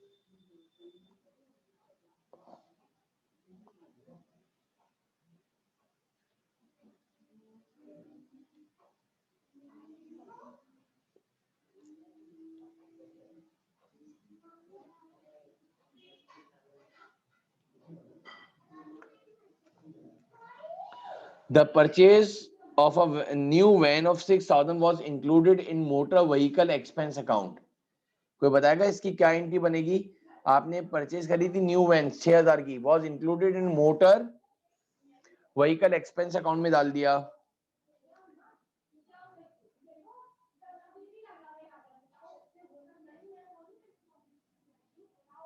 आपने न्यू वैन खरीदी थी, कैश क्रेडिट करना चाहिए था 6,000 से, इसने अकाउंटेंट ने गलती से बाय मिस्टेकली रॉन्ग एंट्री में ऑफिस, मेरे ख्याल से किस में डाल दिया, ऑफिस मोटर व्हीकल एक्सपेंस में, मोटर व्हीकल एक्सपेंस में डाल दिया बेटा।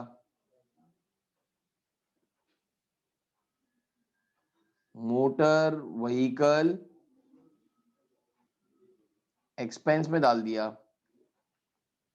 और कैश क्रेडिट कर दिया 6000 से, हालांकि जो बिल्कुल ही गलत है।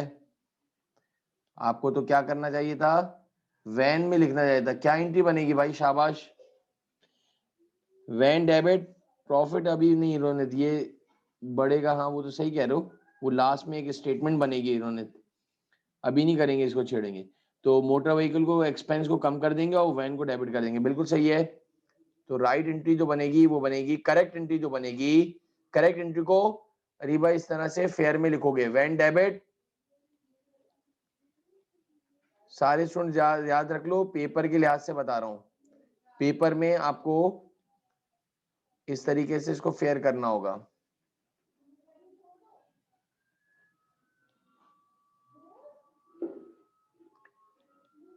सेकंड बी स्टेप में देख लो जरा,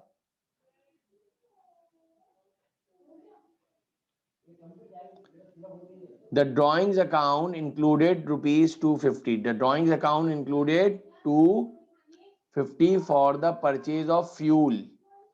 The drawing account में include हो गया 250 for the purchase of fuel which was used to the heating of the business office.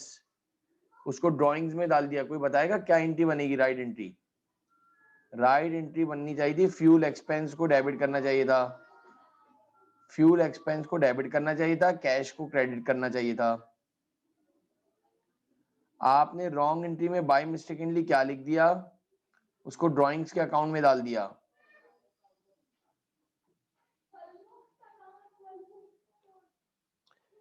कितना डाल दिया, 250।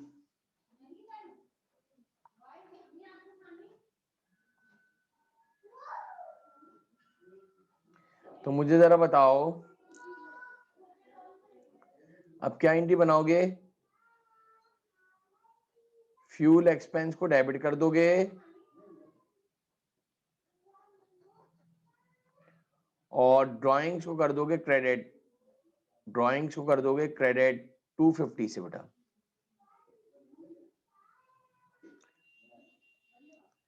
सही है मैम। नेक्स्ट देखो जरा क्या है थर्ड में, ₹300 paid by a customer B Burton Limited had been credited to B certain account in error। यार 300 रुपए जो है एक कस्टमर से ने पे करे बी बर्टन ने, तुमने बी स्टर्टन के अकाउंट में डाल दिए।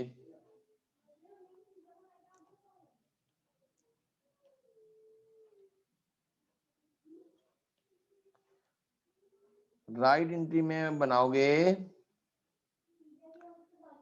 कैश डेबिट अकाउंट रिसीवेबल में बी बर्टन लिखना चाहिए था,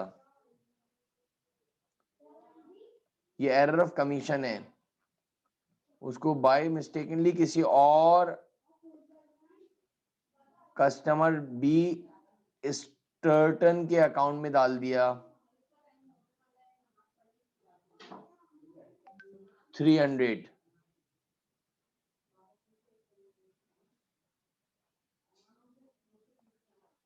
तो मेरा सवाल यह है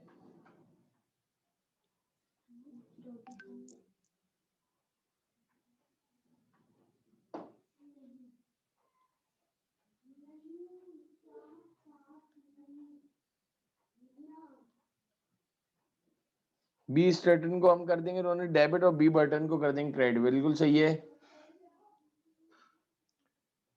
ये ए एंट्री है, ये बी एरर है, ये सी है। बी स्टर्टन को आप कर दो डेबिट और बी बर्टन को कर दो आप क्रेडिट, जो असल बंदा है उसको क्रेडिट कर दो जिससे आपने पैसे लिए। और एक इसकी जब स्टेटमेंट बन रही हो उस वक्त बड़ा ख्याल रखना, और जब तक ये इसके पांचों चारों जो है ना सवालात की प्रैक्टिस करना, इतनी जल्दबाजी नहीं करना बेटा। The water rates on the proprietor's home of 750 has been paid by the business and debited and debited to business rates account. यार वाटर टैक्स दिया है प्रोप्राइटर के घर का 750, उसको तुमने डेबिट कर दिया बिजनेस रेट्स अकाउंट में। तो मेरा सवाल ये है, सबसे पहले तो राइट एंट्री में तुम्हें ओनर के घर का तुमने बिजनेस रेट दिया था, तो तुम्हें ड्राइंग्स को डेबिट करना चाहिए था और कैश को क्रेडिट करना चाहिए था। तुमने रॉन्ग एंट्री में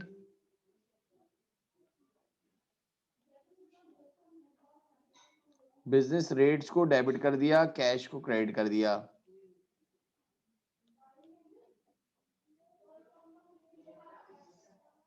तो हमारे एक मुझे बात बताओ,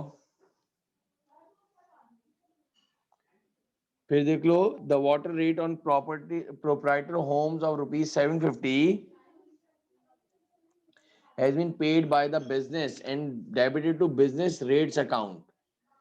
बिजनेस रेट्स के अंदर डाल दिया तुमने 750, हालांकि वो चीज थी क्या, ड्राइंग्स थी, तुमने बिजनेस रेट्स में डाल दिया। तो अब जो करेक्ट एंट्री बनेगी, ड्राइंग्स को डेबिट कर दो, जो राइट एंट्री है उसका डेबिट लिख दो और बिजनेस रेट्स को कर दो क्रेडिट। बिजनेस रेट्स को आप लोग कर दीजिए credit by 750।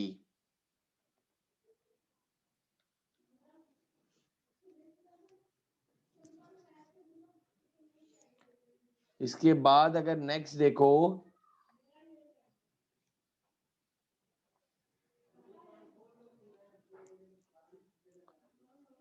₹720 included in the wages account, ₹720 included in the wages account was paid to workmen for building a greenhouse in the proprietor's garden। proprietor's garden का proprietor के घर के अंदर जो काम हो रहा था उसको वेजेस अकाउंट में डाल दिया है, तो वो असल में तो 720 ड्राइंग्स होनी चाहिए।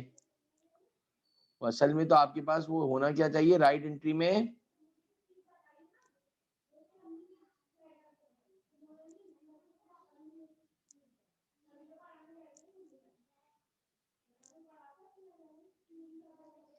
यानी ई एंट्री में आपको राइट एंट्री में ड्राइंग्स को डेबिट करना चाहिए था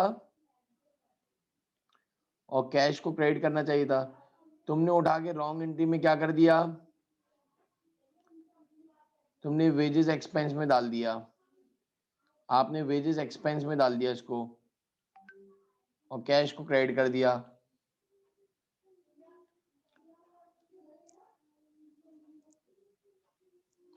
तो आपने कितने 720 जो है आपने वो लिख दिया था गलती से बाय मिस्टेकनली। तो आप क्या एंट्री बनेगी, कोई बताएगा? देखता हूं जरा आप लोगों ने क्या बताया एंट्री।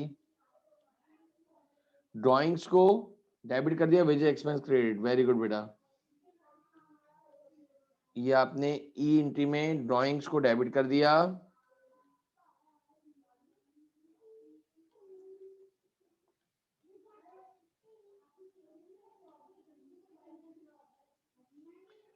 $720।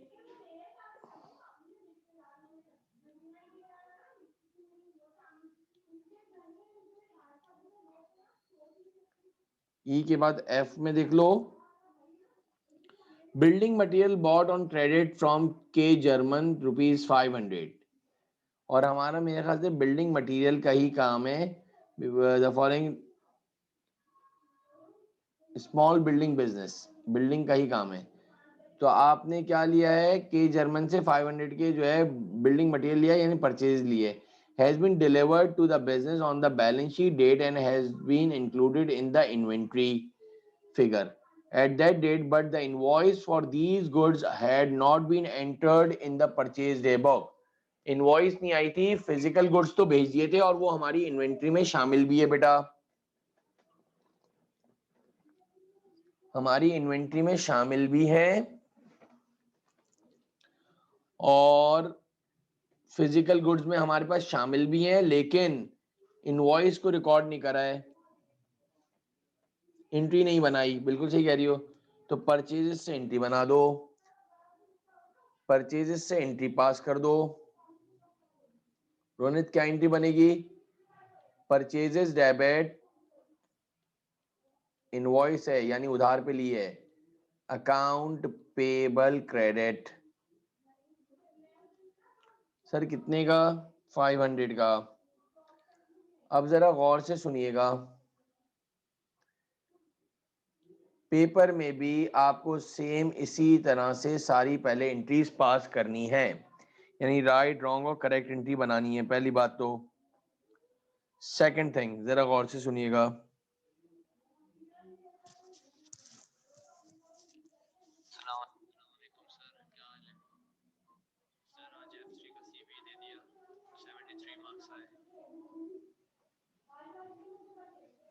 अब मेरा सवाल यह है,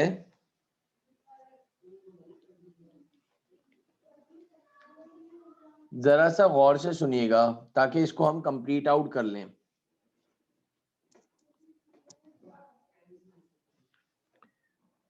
जो ईयर एंड पे आप लोग क्या बनाते हो, ईयर एंड पे हम लोग फाइनेंशियल स्टेटमेंट्स बनाते हैं। ईयर एंड पे हम फाइनेंशियल स्टेटमेंट्स बनाते हैं बेटा। और फाइनेंशियल स्टेटमेंट्स जो हम बनाते हैं मेरा बेटा, उसके अंदर दो चीजें बनती हैं, दैट इज इनकम स्टेटमेंट और बैलेंस शीट। एक बनती है इनकम स्टेटमेंट और एक बनती है बैलेंस शीट। कोई बताएगा इनकम स्टेटमेंट कौन से हेड से बनती है, जल्दी से बताओ। अच्छा, इनकम स्टेटमेंट से हमें प्रॉफिट और लॉस पता चलता है, इनकम स्टेटमेंट से हमें प्रॉफिट या लॉस मालूम होता है। और जो दूसरी स्टेटमेंट है that is called balance sheet. तो बच्चे बैलेंस शीट के अंदर आपको वो करंट पोजीशन बताता है। आप इसमें सारी रेवेन्यूज लेते हो,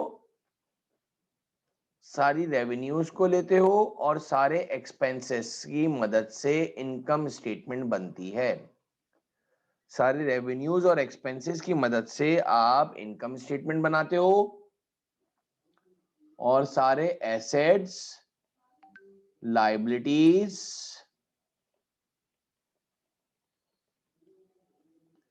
और कैपिटल की मदद से आप बैलेंस शीट बनाते हो। तीन हेड्स ऑफ अकाउंट से आप बैलेंस शीट बनाते हो और दो हेड ऑफ अकाउंट से आप इनकम स्टेटमेंट बनाते हो।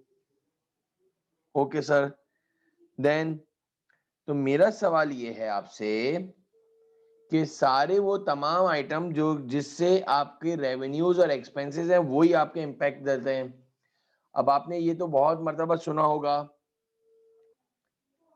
whenever revenues increases, whenever revenues increases, जब रेवेन्यूज इंक्रीज हुई, जब आपकी रेवेन्यूज इंक्रीज हुई तो आपका प्रॉफिट भी इंक्रीज होगा। सारे स्टूडेंट्स को पता होगा यार, जब रेवेन्यूज इंक्रीज होंगी तो कंपनी का प्रॉफिट भी इंक्रीज होगा। और जब कंपनी का, और से सुनिएगा, जब कंपनी के रेवेन्यूज डिक्रीज हुए, जब कंपनी के रेवेन्यूज डिक्रीज हुए तो कंपनी का प्रॉफिट भी डिक्रीज हो जाएगा। There is an direct relationship between revenues and profit, there is a direct relationship between revenues and profit. अगर कंपनी का रेवेन्यू बढ़ेगा तो प्रॉफिट बढ़ेगा, कंपनी का रेवेन्यू कम होगा तो प्रॉफिट भी कम होगा।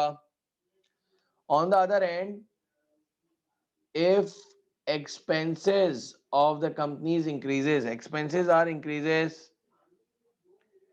अगर expenses आपके बढ़ गए, अगर आपके एक्सपेंसेस बढ़ गए कंपनी के, तो प्रॉफिट क्या हो जाएगा? Decrease.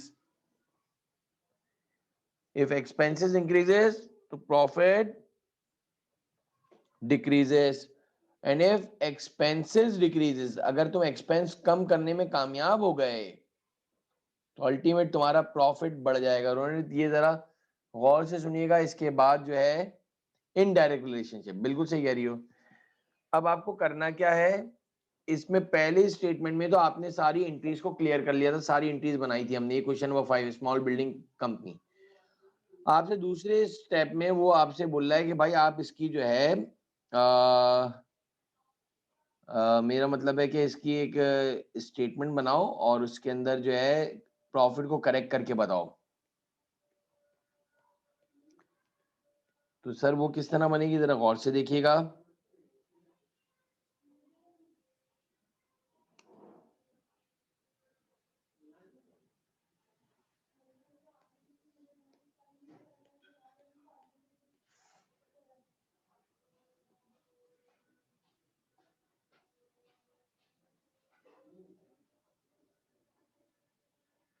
Small building company statement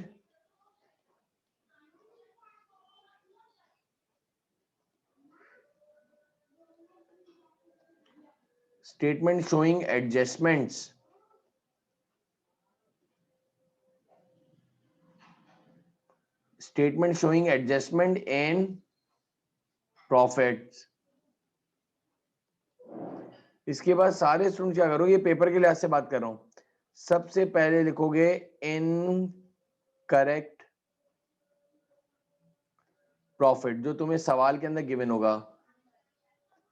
और इसमें रोनित एक बात का खास ख्याल रखना, इनकरेक्ट प्रॉफिट तुम्हें दिया हुआ है इसने सवाल के अंदर, the incorrect profit is 23,120, 23,120। Okay sir, अब आप जरा देखना गौर से सुनिएगा मेरी बात। ऊपर जाओगे पहली एंट्री में, सबसे पहला एरर जो करेक्ट एंट्री बनी है, वैन डेबिट करा है, वैन की नेचर है एसेट, वैन की नेचर है एसेट, एसेट का ताल्लुक प्रॉफिट से नहीं होता। लेकिन मोटर व्हीकल एक्सपेंस डिक्रीज हुआ है, मोटर व्हीकल एक्सपेंस डिक्रीज हुआ है, तो आप लिखोगे इधर ए में जाकर, आप यूं लिखोगे, ए हेडिंग डालोगे पहले ए एरर की, और इसमें आप लिखोगे मोटर व्हीकल एक्सपेंस डिक्रीजेस। तो जब एक्सपेंस डिक्रीज होता है, अभी आपको बताया था, क्या बोला था अभी हमें, अगर एक्सपेंस डिक्रीज होगा तो if expenses decreases profit increases, profit increases 6,000 रुपए से। तो आपका 6,000 रुपए से प्रॉफिट बढ़ जाएगा, जो उन्होंने तुम भी बोल रहे थे शुरू में, लेकिन वो इस तरह नहीं करना है, उसको आपको बाकायदा प्रॉपरली इस तरीके से लिख के बताना है।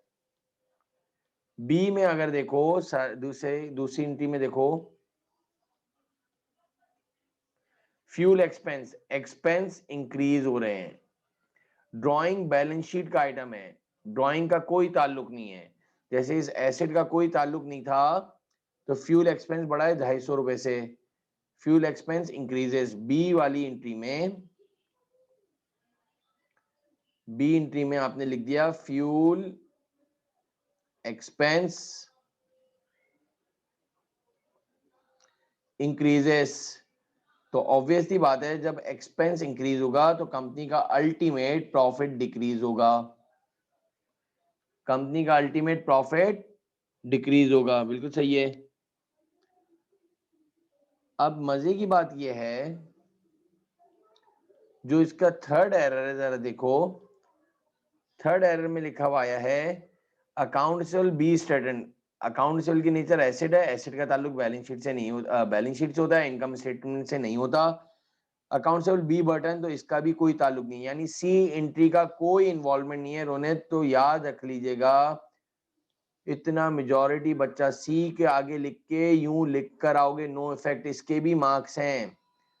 बहुत सारे बच्चों ने क्या करा, ये जरा सुन लीजिएगा सारे स्टूडेंट प्लीज, बहुत सारे बच्चों ने, ये नहीं जाएगा बिल्कुल सही है, लेकिन लिख के दिखा कर आओगी, पेपर में लिख के दिखाओगे, अगर सजेस्टेड सॉल्यूशन में देखोगे तो इसका भी मार्क है। सर बात समझ नहीं आई, बी के बाद डायरेक्ट तुमने डी किसी ने अरीबा डाला, तो इसका मतलब है उसको सी वाली एंट्री का इफेक्ट नहीं समझ में आ रहा, हालांकि बेचारा वो समझा जैसे कि कोई इफेक्ट नहीं आएगा। तो लिखूं या ना लिखूं कोई बात नहीं है, पता चला आपको पेपर में तुम इसके सजेस्टेड सॉल्यूशन को देखोगे तो उसके अंदर इसने इसके भी 1 मार्क 2 मार्क लिखे हुए हैं, यानी आपको नो इफेक्ट रोनित लिखना पड़ेगा। इज इट क्लियर मेरा बेटा? डी में चले जाओ, डी के अंदर चले जाओ तो डी में आपके पास ड्राइंग्स का ताल्लुक हमारे बैलेंस शीट होता है। बिजनेस रेट्स एक्सपेंस था ये, इसलिए बोलते हैं टाइटल पूरा रखना चाहिए। तो बिजनेस रेट एक्सपेंस जो है डिक्रीज हुए, यानी एक्सपेंसेस डिक्रीज हुए 750 से। तो एक्सपेंस जब डिक्रीज होते हैं तो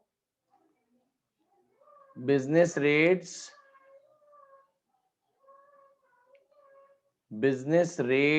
एक्सपेंस, रेट्स का मतलब होता है टैक्सेस बेटा, याद रख लेना। रेट्स का मतलब होता है taxes. Business rate expense decreases. तो मेरा सवाल यह है कि जब डिक्रीज हुआ है तो आपका अल्टीमेट प्रॉफिट बढ़ जाएगा। नील लिखो या डैश डालो, एक ही बात है। आ जाते हैं जरा ई पे। सर ई में क्या हुआ है? ड्राइंग्स का नहीं ताल्लुक है, वेजेस एक्सपेंस डिक्रीज हुए हैं 720 से। तो wages expense decreases, wages expense decreases मेरा बेटा, wages expense decreases 720। Wages expense आपका डिक्रीज हो गया। इसके बाद अगर आप देखो तो एफ में क्या हुआ है, याद रख लेना एक बात, ये परचेजेस की नेचर एक्सपेंस होती है। परचेजेस की नेचर एक्सपेंस होती है, और when ever purchases increases it means expenses increases. Account payable नहीं आता, तो 500 रुपए से परचेजेस इंक्रीज हुआ है, तो आपने एफ में लिख दिया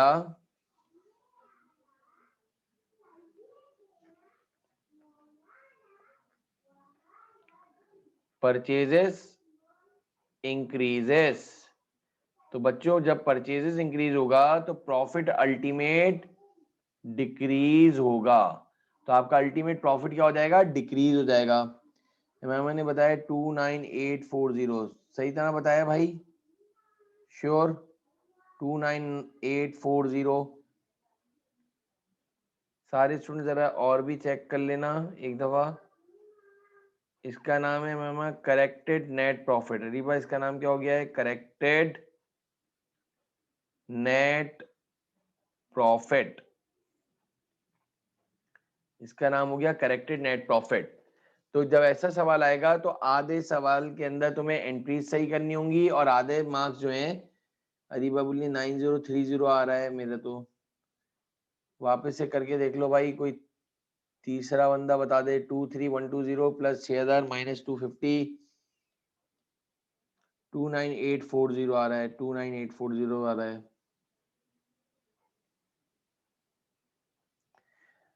तो ये सवाल था आपके पास। आज हमने जो कवर करा है ना, वो करा है error which do not affect the agreement of trial balance. Errors which do not affect the agreement of trial balance को हमने कवर करा है। ये इसके अंदर पांचवा सवाल था। तो चौथे सवाल तक, ये जो 5 तक मेरे अच्छी तरह याद है कि मैंने ये 5 तक जो है error which do not affect the agreement of trial balance को करा था। आप लोग एक काम करो, जब तक मैं ये नमाज पढ़ रहा हूँ, फिर हम आगे बढ़ेंगे। 1 तो हमने कर लिया था, 5 भी अल्हम्दुलिल्लाह कर लिया। ये क्वेश्चन नंबर 2 कर दो मुझे जरा, सिर्फ एंट्रीज बनानी है। और बल्कि एक काम ये कर लो, इसके आगे एक और चीज लिख दो, मैं अपनी तरफ से बता रहा हूँ। इनकरेक्ट प्रॉफिट जो है रोनित, इस सवाल के अंदर इनकरेक्ट प्रॉफिट इज $39,500 दिया हुआ है। तो तुम्हें प्रॉफिट भी करेक्ट करना है। पहले सारी एंट्रीज बनाओ। कहां से कहां तक भाई? A B C D E F G H, ये इतनी एंट्रीज हैं। अब अगर अरीबा प्रैक्टिसिंग के अंदर डायरेक्ट भी एंट्री बना रही हो तो चल जाएगा, जरा पता चल जाएगा रोनित, अगर डायरेक्ट भी एंट्री बना रहे हो तो। सबके समझ में आई बात? ये जरा क्वेश्चन नंबर 2 करके रखो जरा जल्दी से, शाबाश। क्वेश्चन नंबर 2 करके रखो जरा, शाबाश।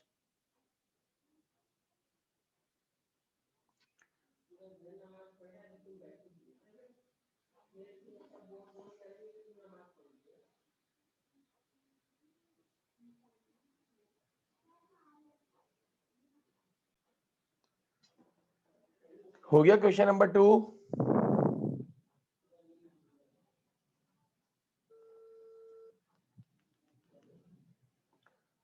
सारे स्टूडेंट्स का सवाल हो गया क्वेश्चन नंबर 2? उससे पता चल जाएगा जो करेक्टेड नेट प्रॉफिट है सबका सेम आना चाहिए बेटा, एल्स तुमने गलत करा है, वरना फिर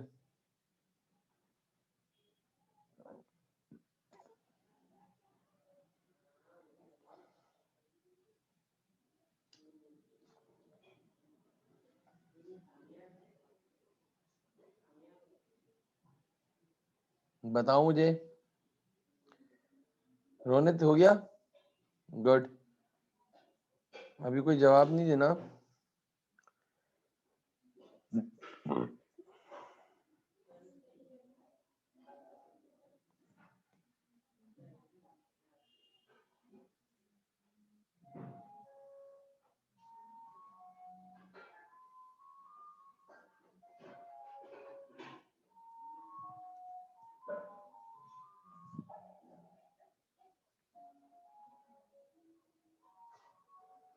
अगर परचेजेस इंक्रीज हो रही होगी रोनित तो माइनस होगा, और अगर परचेज डिक्रीज हो रही होगी तो ऐड करोगे।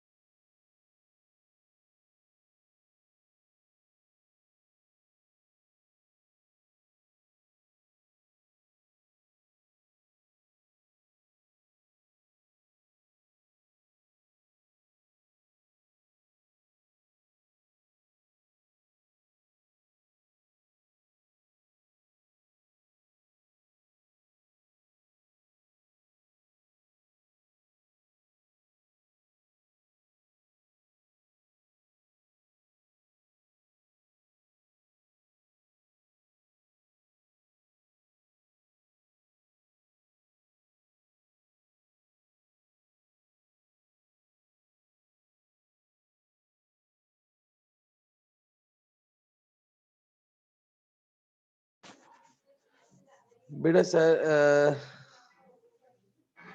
कल ऑनलाइन ही क्लास है बेटा, ऑनलाइन ही क्लास है रीवा। थोड़ा सा ज्यादा हो जाता है वो लिखने में जो है ना टाइम है, तो मेरे अब थोड़ा सा फिर वर्कशॉप भी लेनी है ना असल में रीवा। तो ये रोनित जो है ना, ये थोड़ा सा हम कल error which affect the agreement of trial balance जो है ना वो ज्यादा हो जाएगा बेटा। हमारा मतलब चैप्टर हम काफी कर लेंगे ना, तो फिर हमारा फाइनल अकाउंट्स रह जाएगा ना। कुछ बात समझ रहे हो मैं क्यों ये इधर ऑनलाइन की बात कर रहा हूँ। फिर एक और मसला ये आ जाता है कि 8:30 बजे तक वो जो है वो बंद हो जाता है और 10 बजे तक क्लास रख नहीं सकते, तो इसलिए घर से ले रहा हूँ। कुछ बात समझ में आई है रीवा? रोनित चलो बताओ जरा मुझे क्या आंसर है भाई। क्वेश्चन नंबर 2 की जरा बता दो मुझे, शाबाश। ई वाली एंट्री क्या है? Cash paid to G Boyd, cash paid to G Boyd 64 entered on the debit side of the cash book.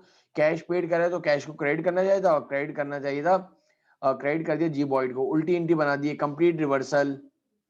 Ronit ने बताया है 28, कोई और बंदा जो बताए करेक्टेड नेट प्रॉफिट 28390। शाकरान, शाकरान चले गए। सर करने तो दें, माशाल्लाह मैं बोली सर करने तो दें। रोनित ने बोला 3839390 कभी बोल, अच्छा 38390, 38390 चलो देख लेते हैं।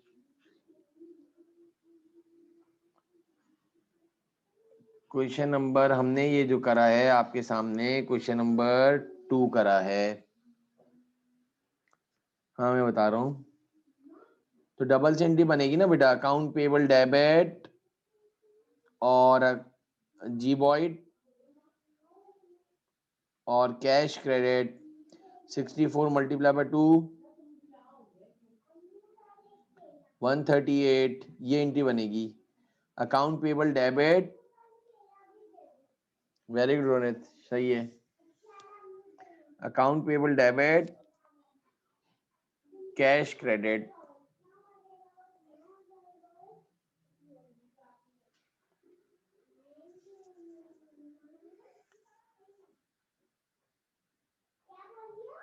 Sixty four multiply by 2।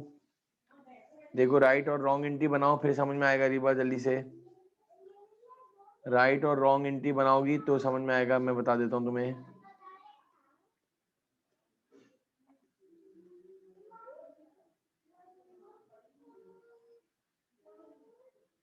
ये रहा राइट एंट्री, क्या बननी चाहिए थी?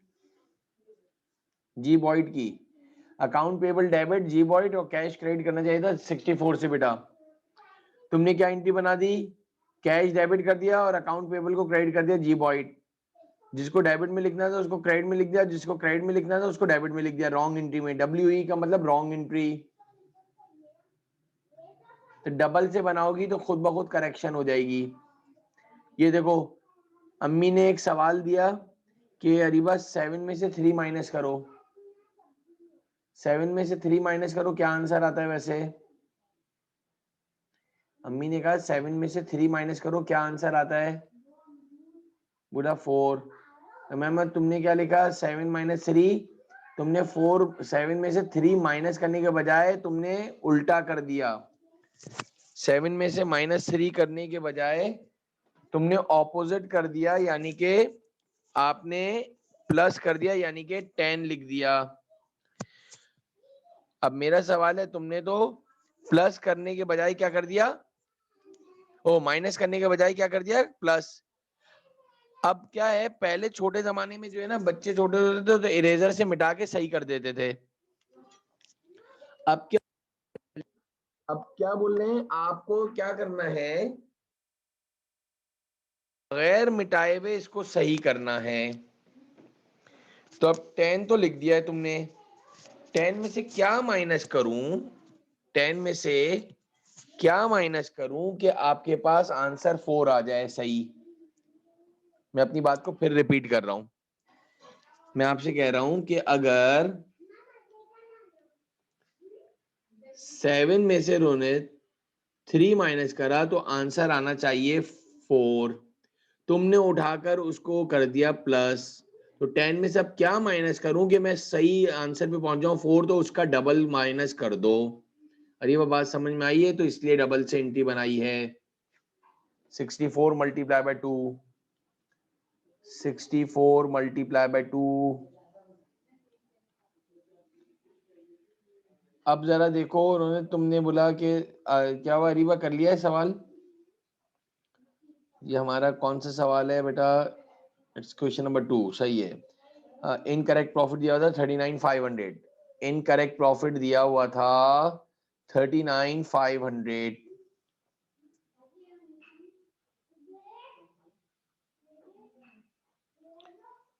इनकरेक्ट प्रॉफिट दिया हुआ है 39,500। मेरे पास इधर एंट्रीज बनी हुई, ये सॉल्व हुआ है, जरा चेक भी कर सकते हो अरीबा। ये जरा देखो मैम, पहली एंट्री में account payable debit B Roy, account payable A Ray बनाया है, जरा देखना। यही बनाई है एंट्री तुम लोगों ने? Very good ma'am. No effect, A के अंदर नो इफेक्ट, बिल्कुल सही कह रही हो। ए में लिख दिया नो इफेक्ट। बी का बताओ जरा, बी में क्या करा है, पता चल जाएगा। Cash debit bank credit, no effect. दूसरे में भी नो इफेक्ट है बेटा, चेक करते जाओ। सही है रोनित सर। तीसरे में account receivable debit, account receivable credit, ओ भाई इसमें भी नो इफेक्ट है। तुम लोगों का भी नो इफेक्ट आ रहा है सी का। ओके गुड, शाबाश। इससे पता चल रहा है कि तुमने एंट्रीज भी सही बनाई है। इसका मतलब ये है, ये इसका तुमने राइट रॉन्ग और करेक्ट एंट्री भी सही बनाई है। D, account payable debit, purchases credit. Purchases की नेचर है, मैंने बोला एक्सपेंसेस, परचेजेस की नेचर है एक्सपेंसेस, तो एक्सपेंसेस डिक्रीज हो रहे हैं। सर क्यों डिक्रीज हो रहे हैं? भाई परचेजेस जो है नॉर्मली डेबिट में रखी जाती है, उसको आपने क्रेडिट में लिखा है, तो परचेजेस डिक्रीज हुई है, तो आपका प्रॉफिट बढ़ गया 72 से। तो परचेजेस डिक्रीजेस। अब मुझे नहीं पता आप में से कितने स्टूडेंट ने डी का आंसर ये करा है। कल की बड़ी अटमोस्ट इंपॉर्टेंट क्लास है प्लीज, और काफी लंबी क्लास है, काफी तकरीबन ऑलमोस्ट कंप्लीट कर दूंगा, ऑलमोस्ट। अकाउंट पेबल डेबिट जी, कैश क्रेडिट, इसका भी नो इफेक्ट आया होगा मेरे ख्याल से, ई वाली का। एफ मेरा बेटा, यही क्या है, गुड अरीबा। एफ में सेल्स डेबिट, भाई सेल्स डेबिट, सेल्स की नेचर रेवेन्यू, रेवेन्यू डिक्रीज हो रही है, तो भाई रेवेन्यू जब डिक्रीज होती है तो प्रॉफिट भी डिक्रीज हो जाता है, दैट इज 320। प्रॉफिट भी डिक्रीज हो गया। इसके बाद जी पे जाओ, cash debit bank credit, no effect बेटा। अच्छा, फिटिंग्स जो है एसेट है, इसका कोई इफेक्ट नहीं है, कैश और बैंक का भी नहीं है। एच की एंट्री जरा बताना, परचेजेस इंक्रीज हो रहा है 1182, सबने यही बनाई है, परचेजेस डेबिट कैश क्रेडिट और कैश क्रेडिट। एच एंट्री में परचेजेस बढ़ रही है तुम्हारी?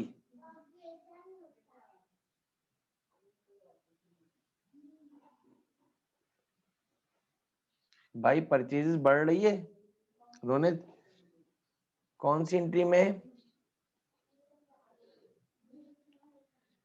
एच एंट्री में, एच परचेजेस इंक्रीज हुई है।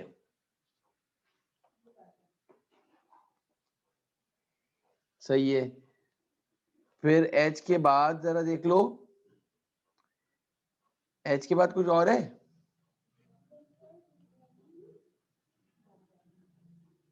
हाँ, एच के बाद कोई एंट्री है क्या, या खत्म बस एच तक ही है?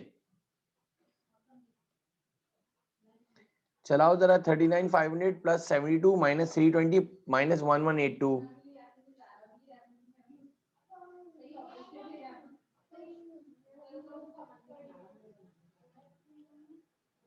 38070, 3 8070। क्लियर है बेटा? सारे स्टूडेंट्स को क्लियर है बेटा? अल्हम्दुलिल्लाह, बिल्कुल क्लियर है अल्हम्दुलिल्लाह। जिसको अरीबा, अगर तुम लोग आज ही अरीबा इसके 5 सवाल कर लो, 2 तो कर लिए, एक बल्कि 1 2 और 3 कर लिए ना, 1 2 और 5 कर लिया, तीसरा और चौथा सवाल कर लो तो पक्का हो जाएगा रोनित। तो कल हम जो है डायरेक्ट सस्पेंस अकाउंट स्टार्ट करेंगे। कल हम क्या डायरेक्ट स्टार्ट करेंगे? Suspense account. मैंने प्रॉफिट की एडजस्टमेंट भी करवा दी रोनित, और इसमें बाकायदा कंपनी का नाम लिखेगा रोनित, तो इसमें लिखोगे statement showing adjustment in profit, और फिर यूं बनाएगी स्टेटमेंट। डायरेक्ट डायरेक्ट कुछ नहीं करके आना भाई, नंबर नहीं मिलेंगे, उसके अलग नंबर है। 20 नंबर का सवाल हो तो 10 नंबर की एंट्रीज है, 10 नंबर का प्रॉफिट एडजस्टमेंट है, और ज्यादातर प्रॉफिट एडजस्टमेंट के ही सवाल आते हैं। क्लियर हो रही है बात? जरा जल्दी से बता दो, मेरी क्लास शुरू हो रही है फिर। क्लियर है बेटा? ये वाली फाइल भी भेज दूं? भेज तो दी अरीबा, पीडीएफ भेज तो दी,